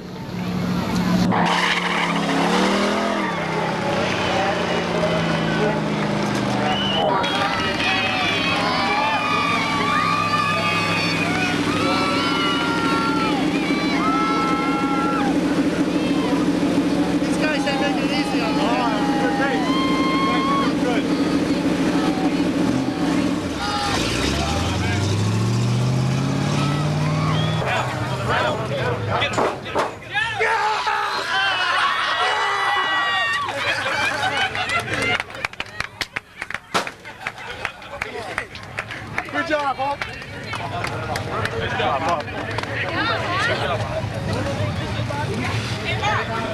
Well, we're in victory lane with a wet Bobby Betancourt. The aerodynamics all messed up on the hood. You gotta go on a diet. What was that all about? I don't know. Last week I kind of squirted Pete Roeder and Glenn Young and everybody that wins, and this is what it takes, getting squirted every week. Soak me down. It's going to be cold in August and September, but I'll wear thermals. Defending the track championship, you've got to be probably, if not the fastest car out there right now. How come? Well, we got a consistent car. I got a great crew. All these guys, they make the difference. You know, I drive the wheels off and I try my best. These guys make the difference. They work hard for me, and I can't get there without them. Every one of them. Thank you, sponsors, real quick. Manchester Racing Engines, a great motor. W.S. Shepherd Company, Williston's Auto Electric, T.L. Holland Real Estate, San Francisco Auto Parts. Apollo radiator, how about that? You get some pressure from Jerry Gaspari. Yeah, Jerry was great racing with him. Matter of fact, he took my car out the other day for warm-ups a little bit and helps me out a lot. All right, defending track champion, trying to win another track championship. Bobby Beck. The roof is dead. Bobby, we're going on that. Okay, you have your new trophy, girl. Oh, my old man. You sexy guy, you. Oh, you're the trophy girl, huh, Bob? Smile, Bob. Come on, smile. And a boy, Big Bob. Just neither one of them are big. I'm watching you. Can I do one with you along with the car? Okay. Kicking you out, Kicking y'all, giving you the boot. Kicking me out already.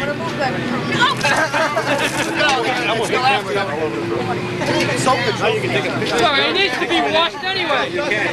I broke my nose.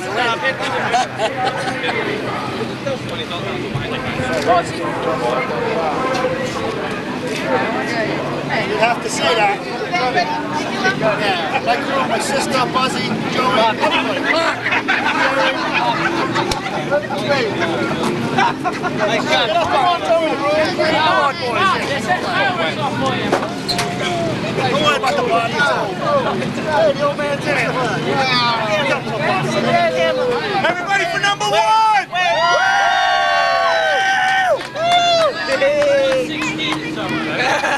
Nice try. Nice try. Come on, buddy. Nice job. Come on. Go.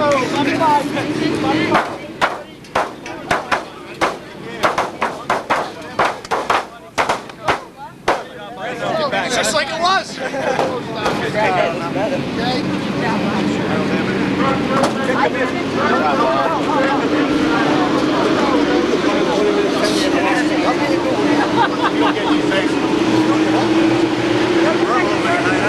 How was your patience tonight? How was your patience tonight? Remember that.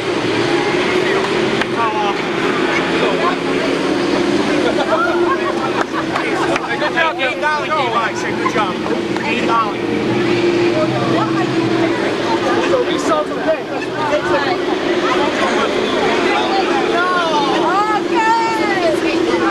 Just put your crew chief Tony in the car, bring it back. I'll be over about 2 minutes.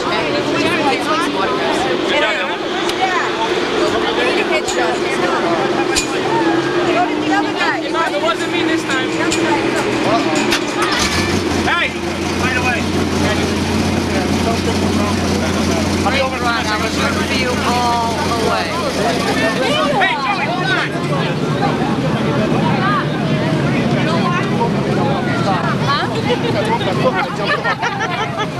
Bobby. Vic, you're on the wrong side, but you're on the pitcher side tonight. I was watching you. You're on the pitcher side tonight, right over there. I was watching you. Nice going. Great, Bobby.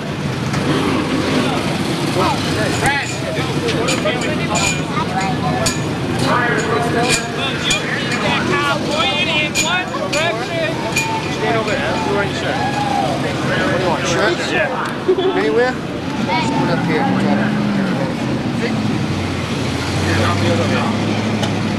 I got mine. Trophies at home, taking down win number 2.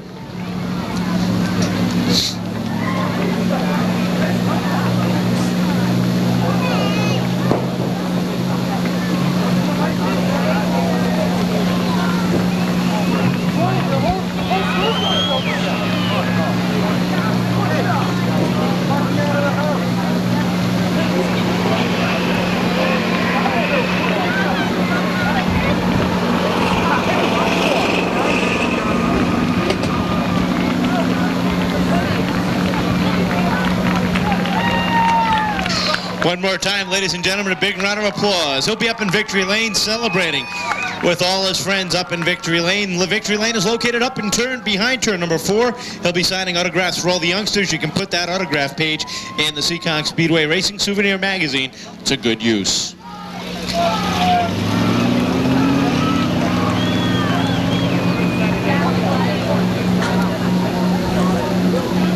Take the battery.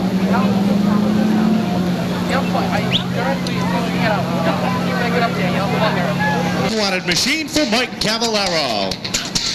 2 rows back on the inside, the Mastery of Buick Pontiac GMC Nantucket Gold Sun Care Products, car number 42 for Bobby Leclerc. Outside of Leclerc, in the number 95 out of Westport, Mass, the Rainbow Reynolds Harris Strip Construction Machine for Billy Manchester. 3 rows back on the inside out of Westport, Mass, the JR's Fast Lane Resort Marketing, car number 14 for Flying Freddie Estelle. Outside of Estelle in the Consumer Auto Supply, Precision Racing Engines, car 08, it's Rob Murray. 7th on the field out of Swansea, Massachusetts, a 3-time Pro Stock champion. Driving the Baker Tractor JCB American Paving, car number 11, it's Vinny Inarumo. Outside of Inarumo, out of Warwick, Rhode Island, in the Dell's Lemonade Tantasia Tanning Studios, car 99 for Neon, Wayne Dion. Next on the field, out of Somerset, Massachusetts, driving the T. Cabral Electric by Veris Insurance, car number 46, it's the Shark, Chad Chase. Outside of Chase, out of Westport, Mass, driving the G-Lopes Construction New England Recycling, car number 24, it's the Radical One, Rick Martin. Next on the field, out of Pembroke, Massachusetts, driving the Response Ambulance Service Converse Photo Supply, car number 3, it's Bill Goodrow. Outside of Bill Goodrow, out of Barrington, Rhode Island, in the Burnt Motorsports, car number 0, it's Ray Alexander. Last Saturday night's feature winner will roll off 15th on the field. Driving the Marks Parks BOC Gases entry, out of Berkeley, Massachusetts, it's Dick Houlihan. Next on the field, out of Cranston, Rhode Island, in the Cars for Kids Hope Street Auto Center, car number 12, it's Bobby Pellin Jr. Johnson, Rhode Island is the home for Tom Scully, who drives the Subway of Seekonk, car number 2. Outside of Scully, out of Berkeley, Massachusetts, the longtime veteran, it's Ray Lee. Starting up next on the field, out of Derry, New Hampshire, driving the Furnace Village Garage Palm Landscaping, car number 77, it's Alan McClure. Outside of McClure, out of Pembroke, Mass, in the Converse Photo Supply WNC Construction number 31, it's Jeff Goodrow. 19th on the field, out of Somerset, Mass, the Hutchins & Sons Enterprises, car 96 for Dave Hutchins. Outside of Hutchins, out of Cumberland, Rhode Island, car number 7 for Wayne Newman. The McLaughlin Automotive Stores, DeRocha Landscaping, car number 02, Seekonk, Massachusetts. Matt Dewey goes off 21st. Outside of him, out of Westport, Mass, the Everett's Auto Parts, Applebee's Restaurant, car number 81 for Bobby Tripp. And starting scratch on the field, out of Barrington, Rhode Island, the Interstate Diesel, Steve's Auto Parts, St. Angelo, Pontiac Buick GMC, car number 10 for Eddie St. Angelo.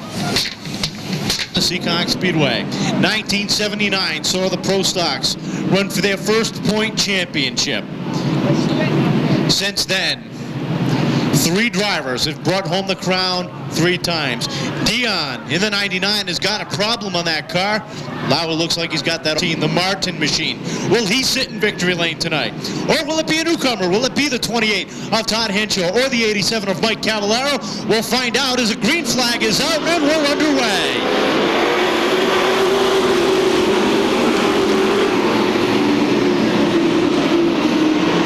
Double wide off the back straightaway they go. Henshaw and Cavallaro side by side off of turn number 4. 1 lap is complete and it's a dead heat across the start finish line.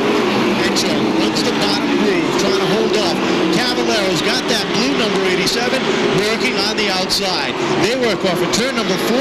Bobby Leclerc sits there patiently waiting for something to happen. He looks to the inside, looks to the outside, looks in the middle, but he's got nothing there. Billy Dion goes around, the 3 of Goodrow goes around, Scully goes around as well. 3 more cars get together, trying to avoid the 7 of Newman, the 02 of Dewey, and the 31 of Goodrow. All get together down in turn number 3. First caution of the night is out. Todd Henshaw and Mike Cavallaro one more time will bring him down. Leclerc in Manchester, row number 2. Green flag is out. We're back underway. Problems on the start already is the 12 of Bobby Pellin, the 41 of Dick Houlihan, and again the 77 of Alan McClure all get together on the front straightaway as they all fought for position deep in the pack. Pellin's able to pull away. Doesn't look like there's Any damage to the 12? Looks like he may have spun to avoid it, but definitely some damage on the 41 of Dick Houlihan's machine as he tries to refire the Mark's Parts VOC Gases entry, and some more damage on the 77 machine of Alan McClure. Police department, they'll drive looking for the green flag off of turn number 4. Our chief starter Eddie Moore eyeing the stripe off the corner, and looking for Alan McClure off the tunnel. Will he be able to make it? Off the 4th corner, green flag is out, and McClure not able to make it. He is done for this restart. Down the back straightaway, the 28 of Henshaw and the 87 of Cavallero battle side by side down into 1. Here comes the 42 of Bobby Leclerc to the inside as he tries to work his way underneath Cavallero. Double wide down the back straightaway. Estelle trying to make it 3 wide. Pitt thinks better of it as he settles back in. The 3 of Goodrow way off the pace as he drops to the rear of the field. Up front, the battle continues. Todd Henshaw, the 87 of Mike Cavallero, continue to battle side by side. Bobby Leclerc right there waiting for a hole to open up as Cavallero starts to slide back just a little bit. The 42 of Leclerc gets underneath.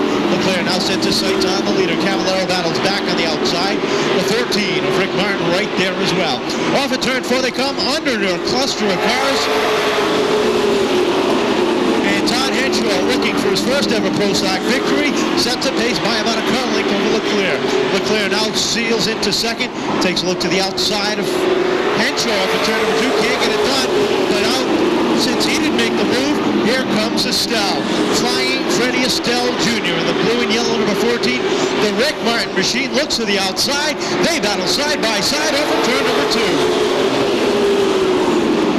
Estelle makes quick work of Leclerc. Now sets his sights on the leader, Todd Henshaw, who's led from the drop of the initial green and through 2 restarts. Now leads him down across the stripe to complete another lap.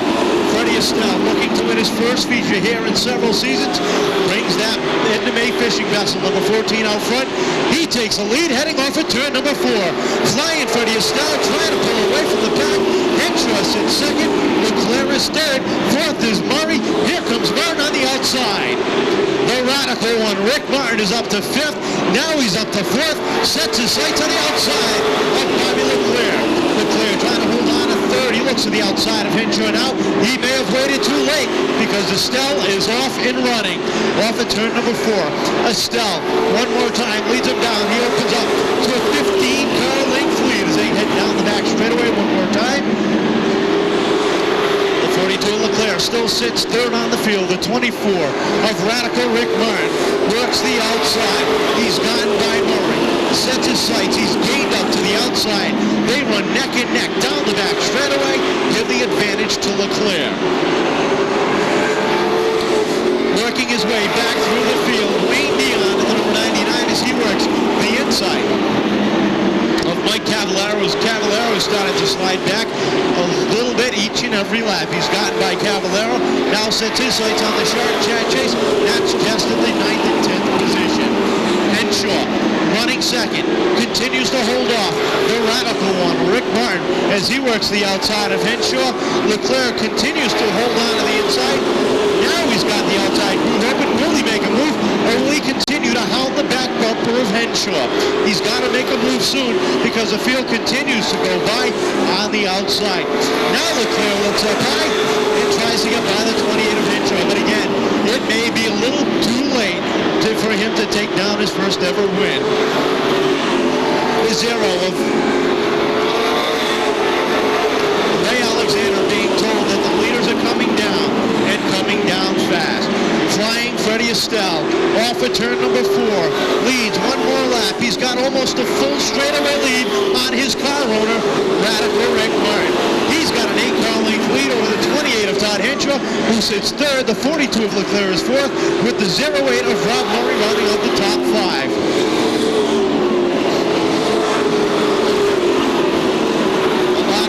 Deep in traffic, you've got Vinny Anarumo, Billy Manchester, Chad Chase, the 99 of Dion, all behind them trying to get through the traffic. Leclerc can't get anything done to the outside. Murray slides by underneath, and Leclerc loses another position. Here comes the Anarumo machine, the black number 11, as he works the outside of Billy Manchester in the yellow number 95. Manchester, your defending He's got a flat right front tire. He drifts up towards the turn 2 wall, keeps it up, but that's going to bring out a caution. Through the field very nicely, working the outside groove, had something break on the right front, and he sits just off the turn 2 wall. A hard break for the 3-time champion, the Swansea, Massachusetts native, and the Baker tractor. Levesque Tree Service, Jack's Auto Salvage, Motion Motors, number 11. You never gave that.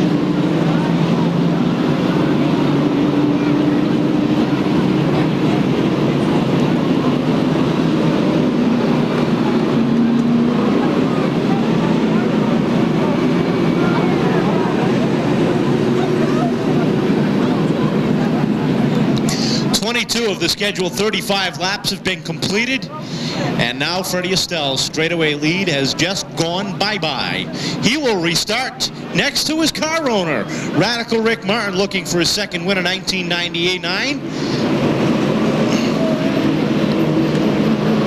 Opening day winner along with Chad Chase have been shut out from victory lane so far this season.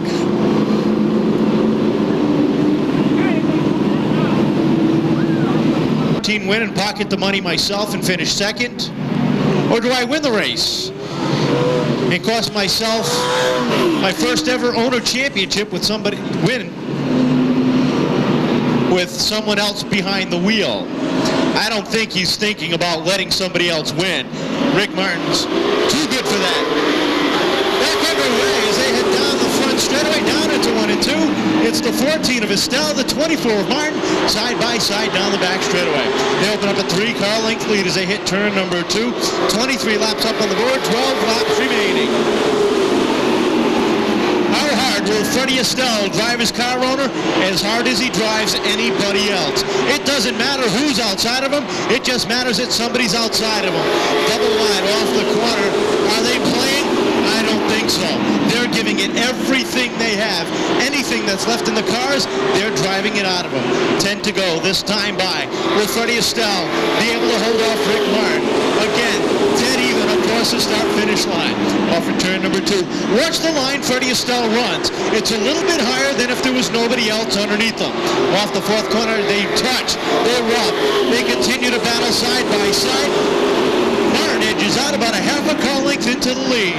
Down the back straightaway, Martin now takes the lead. Freddie Estelle settles him back behind. Now for one, contact is made. Martin goes around. He's able to keep the car rolling, but a bunch of cars get caught up in the smoke.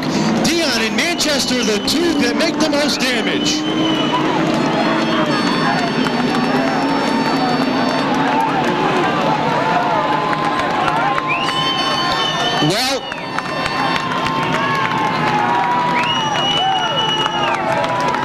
Well, we asked you, is Freddie Estelle going to drive as hard for his car owner as anybody else? And I think we just got our answer. Rick Martin and Freddie Estelle at the front of the field, racing as hard as they can. Anything can happen. Wayne Dion and Billy Manchester both got together in the smoke that ensued. Rick Martin did a great job holding that car off the front straightaway wall. He's able to roll it back. It looks like he's going to try to drive it back into the pit area.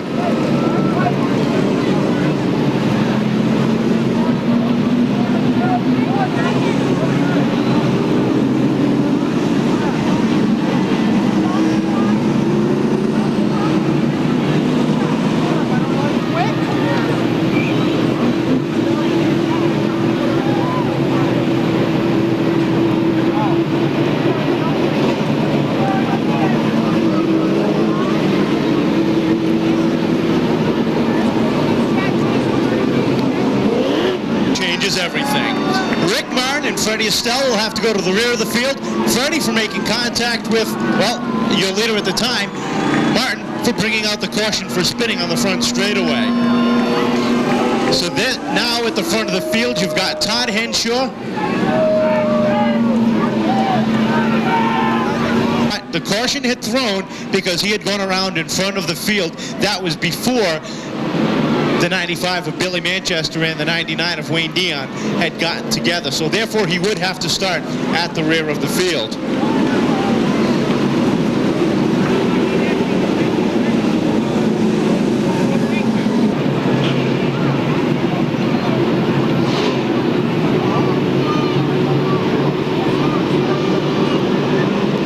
looking for the green flag. Huh? Off the fourth corner they come. Green flag is back out. Double wide on the front straightaway. Watch the cars coming from the back. Freddie Estelle and Rick Martin, as they got to get a lot of traffic to get through. Down into 1 and 2. Double wide. Todd Henshaw in the black number 28 down low. 8 laps away from his first ever win here at the Seekonk Speedway in the Pro Stocks. Bobby Leclerc. He's won before, but not in a Pro Stock. He's won in a sportsman car. Well, now he wants that Pro Stock trophy. He slides out front out of turn number 4. Murray sliding back on the outside groove. He's got a problem. The Consumer Auto Supply 08. He's off the pace. He's all done. Out front. The 42 of Bobby Leclerc sets the pace. The 28 of Todd Henshaw second. The sharp Chad Chase now sticks his nose into the race and looks to the outside of Henshaw. Cavallero is 4th. Bobby Pellin is 5th. 5 more circuits around the 1/3 mile oval for the Route 44 Liquors car number 42. He's opened up a 3-car length lead over Henshaw as they come off the 4th corner. 4 to go, this time by Chad Chase, still trying to work the outside. Here comes Dick Houlihan. He's outside of the top 5. He's in 6th, looking to the outside of Bobby Pellin. They run side by side over turn number 4. 3 to go, this time by, and it looks like Bobby Pellin has his first ever victory in his grasp. He can see it. He can smell it. He can almost taste it. He's got 2 more circuits around the 3rd mile oval here in southeastern Massachusetts. Battle for second heating up between Chad Chase and Henshaw. Chase battling the outside. Henshaw doing a great job holding on the inside. White flag is out. 1 more time around for the Rainham, Massachusetts native. Bobby Leclerc sets his sights into turns 1 and 2. Careful now. Easy on the throttle. Don't spin the rear tires. Easy on the brake. Don't lock them up. Off of turn number 4. Checkered flag is in the air. Bobby Leclerc takes down the win. Chad Chase in for second. 3rd is the 28 of Todd Henshaw with Mike Cavill. Route 44 Memorial Award winner, Bobby Leclerc.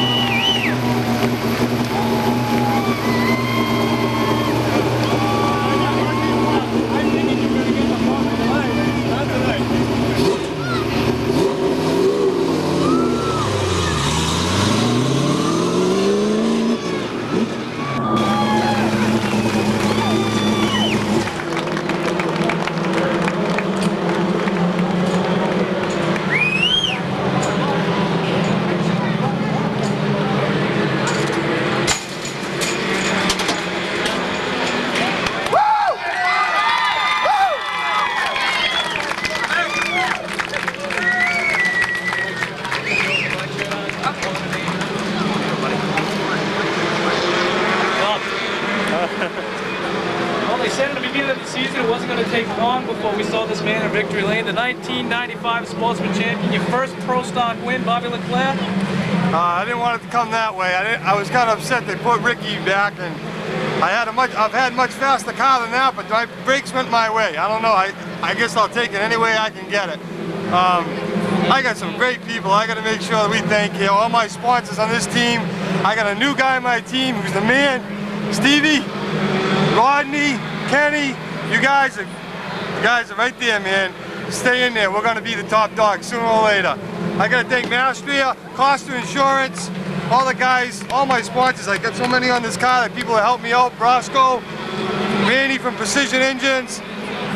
God, I don't know. I got so many. Yeah, I got to make sure I get them. Everybody who's helped me out, thank you so much. Thank my wife, thank you, and my little girl.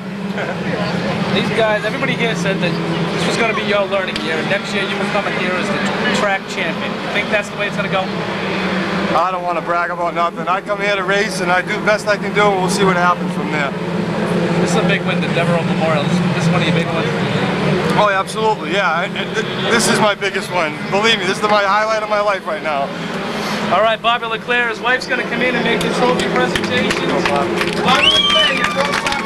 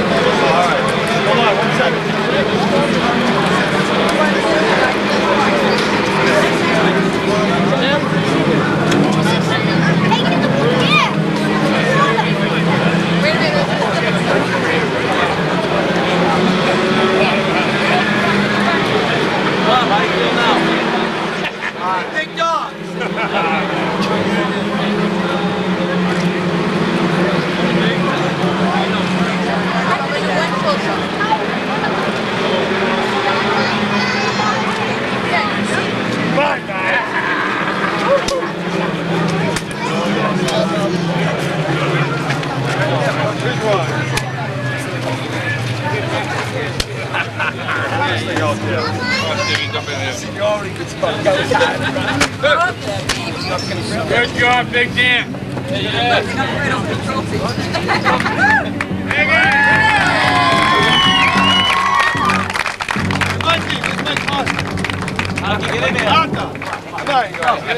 Get in. You have the sponsors here. Hey, Mike, let's go. You have the sponsors here. Come on. You have the sponsors here. Get in here. Come on, Tommy.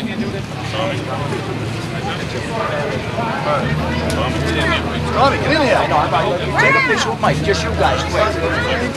Get in there, Mike. Get in there.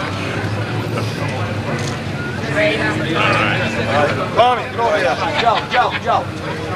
Then after I want to get you to the big dog, you better run. Hey, hold the flag. All right, big dog, get in there. You're the next in line. The three of us, get over here. Come on, get over here. Team 44 over here. Come on. Come on. Big dog.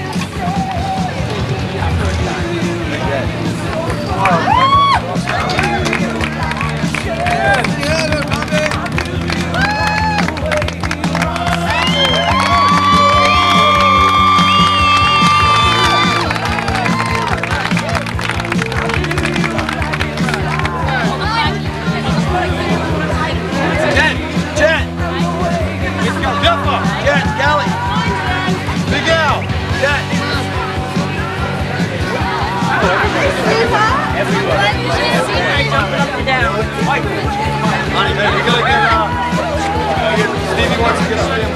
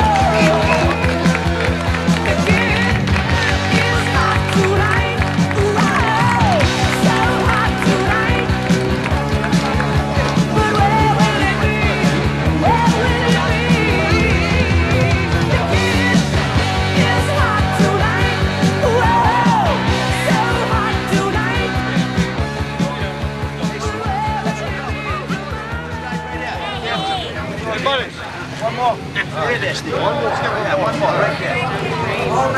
Come on, Sporty. Big smile. And a rock.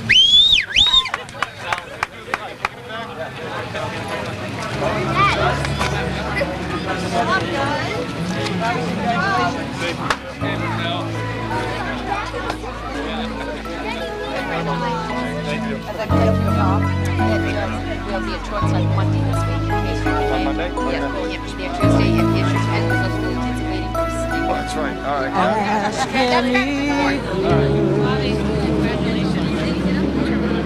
in this lonely world. Ask any girl, she'll say, make it last forever. I'm holding up my head. I feel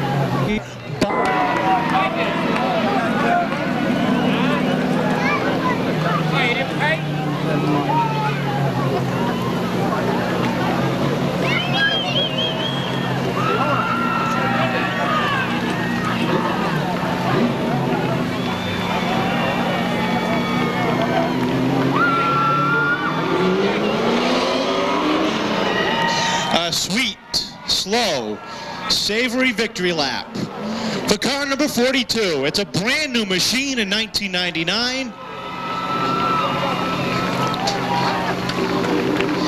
As he will sit in victory lane. One more time, ladies and gentlemen, a big round of applause for Bobby LeClaire out of Rainham, Massachusetts. It's a popular one.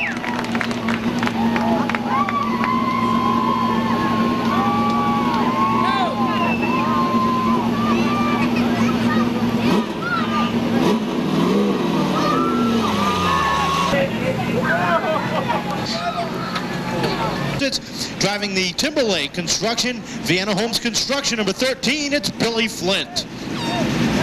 Lucky 13th on the field, it's Kevin Casper out of Somerset, Mass, in the number 28. Outside of Casper, out in the Blanchette's Boutique, J&M Equipment, number 18, out of Westport, Mass, it's Johnny Tripp. Berkeley, Massachusetts, Pat McCrowan rolls off 15th in the number 65. Outside of him, out of Dartmouth, Massachusetts, helmets and long pants must be worn by all youngsters. Elbow pads and knee pads are optional, but highly recommended. We're ready to roll for our 20-lap Seekonk Sports Truck feature event. Off of turn number 4 they come. Green flag is out, and Alan Leach and Tracy Ouellette bring them down for the green.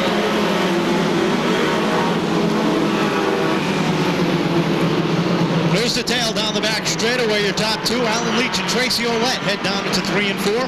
Mike Butts in the number 63 right there. Here comes a 27 of Brightman to the outside, trying to work his way up into the top 3. Sloan and Nick Macedonio battle side by side. That's for the 5th position. Give that spot to Sloan. Billy Clark follows through. Brian Clark rather follows through with that black and yellow number 21 as he works the inside. Up front, battle for the lead. The red, white, and blue number 43 for Alan Leach, drifting up high off the corners. Down low, the red, white, yellow, and blue number 87 works to the inside. That's Tracy Ouellette out of Onset, Mass, as he works the inside. Takes over the lead, but how long will that last? As Mike Brightman shoves the nose of that purple and white number 27 to the inside, he backs off and gives him the room. It's still early in the race. Plenty of racing to do. He's up towards the front, just has to bide his time. Sloan in the number 4 works her way up into the 4th position. Sets her sights to the inside of Leach as they head down into turns 1 and 2. Mike Butts in the Toyota Power number 63 rounds out the top 5 as they run all nose to tail down the back straightaway. 6 is the 21 of Brian Clark. 7th is a battle between Ray Soulier in the 24 and the 28 of Kevin Casper. They battle side by side down into 1 and 2. That's for the 7th and 8th position. Down the back straightaway they go. Casper edges out just a little bit over Soulier. Soulier trying to hold on to the outside, trying to get some momentum. He gets kicked up into the 3rd groove. Here comes Casper to the outside.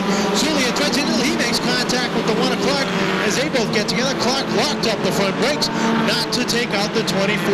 Casper trying to 3 wide, still continuing to run the 3rd groove, trying to get around Alan Leach. But Leach has got a problem with that number 43. Now he drifts back right behind Brian Clark and settles into line. Up front, Tracy Ouellette's got a 1-truck length lead over the 27 of Mike Brightman. Brightman holds on a second. 3rd is Robin Sloan as they run nose to tail off of turn number 4. Still 3 wide action deep in the pack. Kevin Casper getting kicked up there as the 13 of Billy Flint gets by. Here comes Billy Clark in the number 1, trying to follow through and work his way through the traffic. Off of turn 4 they come. Leach continues to slide back. Now Casper finally gets a run on him. Going into 3, a little bit of contact is made just to let him know Leach is still there. Now Leach backs off and lets him go.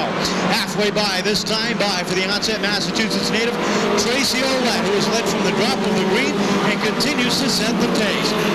Mike Brightman in the purple and white, number 27, continues to work the back bumper. Robin Sloan is third. They all run nose to tail off at turn number 4. Olet gets a little bit crossed up. Brightman looks up high. Down into 1 and 2 they go, but he doesn't have enough there. That time he settles it back behind. Tracy Olet looking for his first ever Seekonk Sports Truck victory. Drifts up high off of turn number 4. Mike Brightman now gets a nose underneath. Olet's able to shut the door by the time they hit turn 1. He's hungry, looking for a win. Mike Brightman's been there before. He knows the taste, he knows the flavor. But does he have enough to put it in his hand?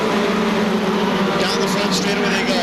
Contact between the 13 of Billy Flynn and the 24 of Ray Soulier as they battle for the 6th racing position. Down the back straightaway they sit behind Brian Clark in the 21.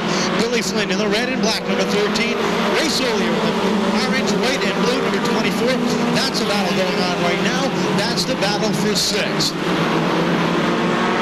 Olet opens up a 1 truck length lead, but will he be able to hold on for 5 more circuits around the 1/3 mile over? That's 1 2/3 more miles that he has to hold on. The number is 27. The 63 of Mike Butts now starts to slide back just a little bit as Brian Clark gets by on the inside. Billy Flynn gets underneath, gets him around. Butts goes around on the turn number 3. He rolls that truck down to the infield, trying to keep it fired as the caution flag is yet to come out. Now Butts rolls out. We stay under green. Off the 4th corner, Tracy Olet setting the pace. Now he's got a couple of lap trucks in front of him. Will he be able to hold on? Brightman works that back bumper, pounding on him, letting him know he's still got 2 laps left. And guess what? You may not make it to the finish. 2 more times around. Tracy Olet. Yellow is out for the number 92 of Nick Macedonio down at turn number 2.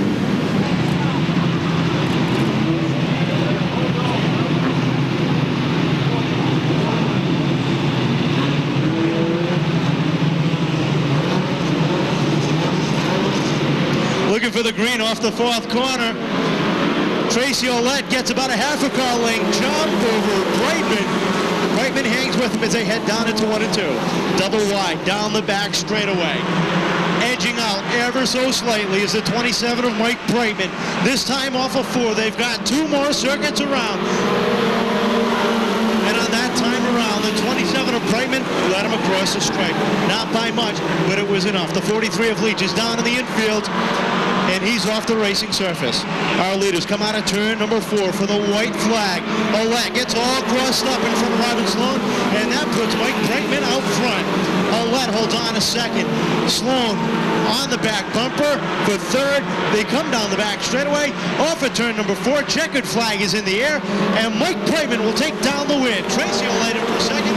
Robin Sloan 3rd. Kevin Casper 4th, with Ray Soulier and Billy Flynn rounding out the top 6.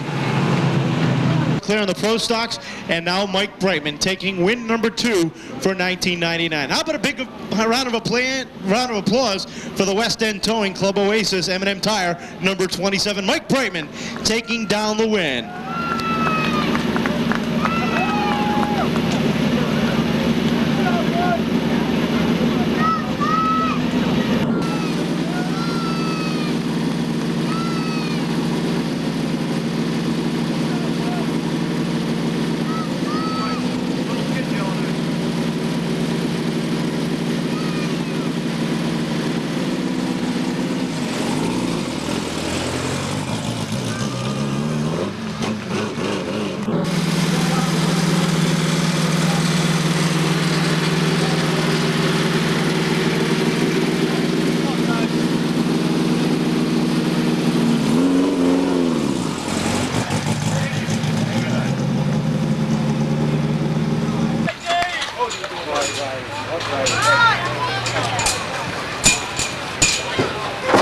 Congratulations, buddy.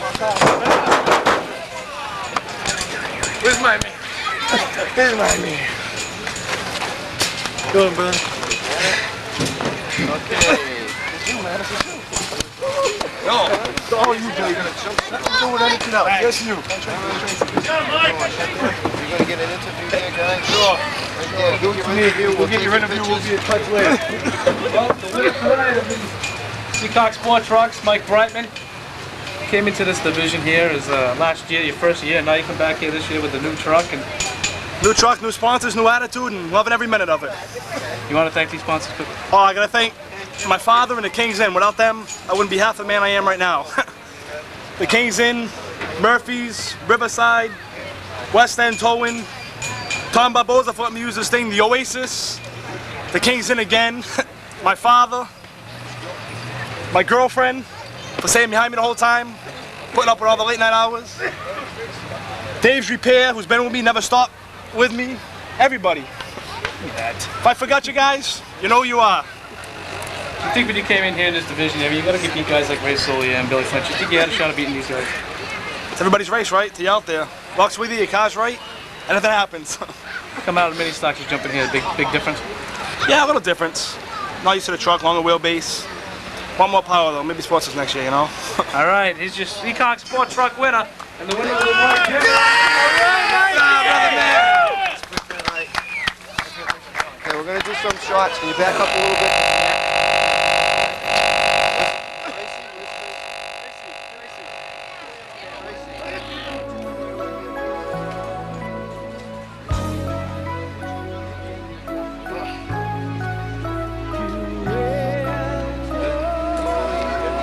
Hey, Mikey!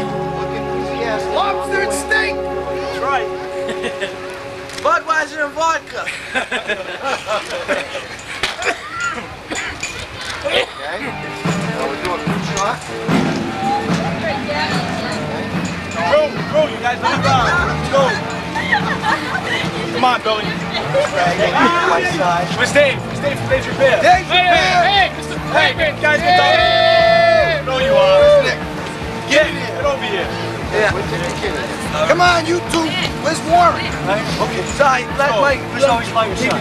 Come over here, buddy. Yeah, hold on to that, Billy. Come right in here with the crew. That's okay.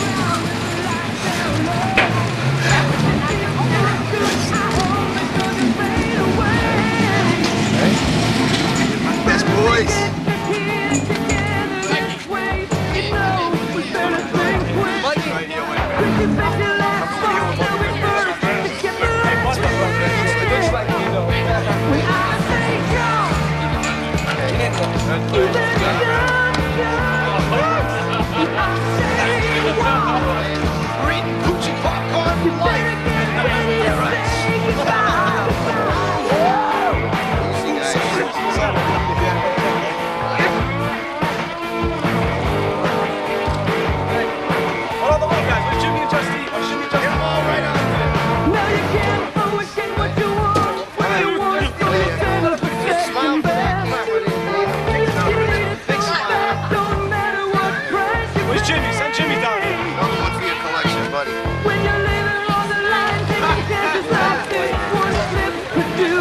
Where's Jimmy? Come here, Jimmy.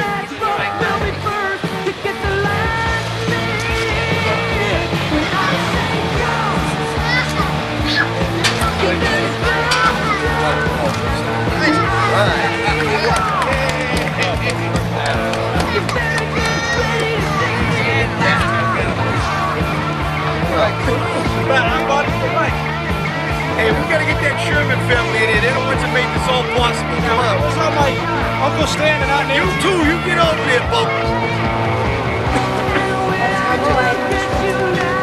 Take a picture? Yes, they are. Yes, they are. Come on.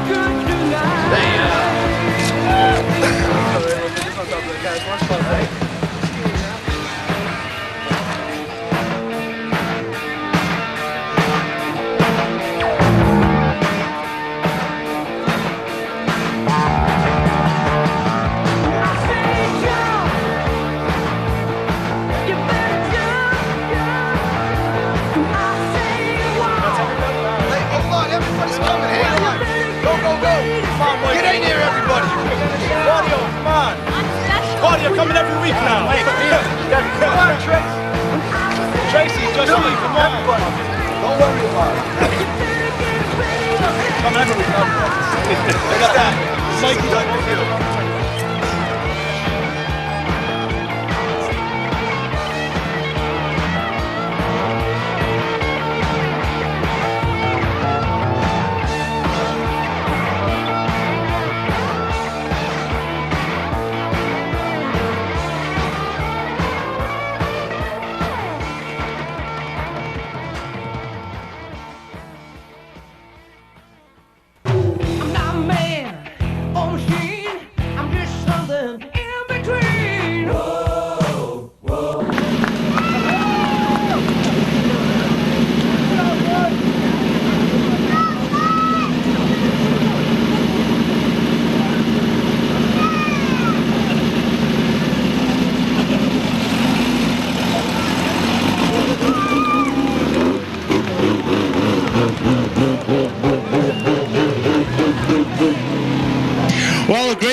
Thanks for coming down and spending a beautiful Saturday evening with us here at the Seekonk Speedway.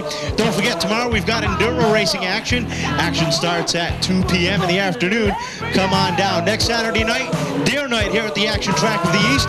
If you're a scout and you've got yourself a uniform, bring it on down. It's not mandatory, but great to see how many troops come down and celebrate deer night with us. Also, we'll have our trike racing. Be sure to get your entries in early. Check out the website, SeekonkSpeedway.com, and check out everything we have to offer for you on the internet. On behalf of the staff and management here at the Seekonk Speedway and the family of the late Anthony Vendetti, I'm Kevin Boucher. Thank you, and good night. Loving every minute of it.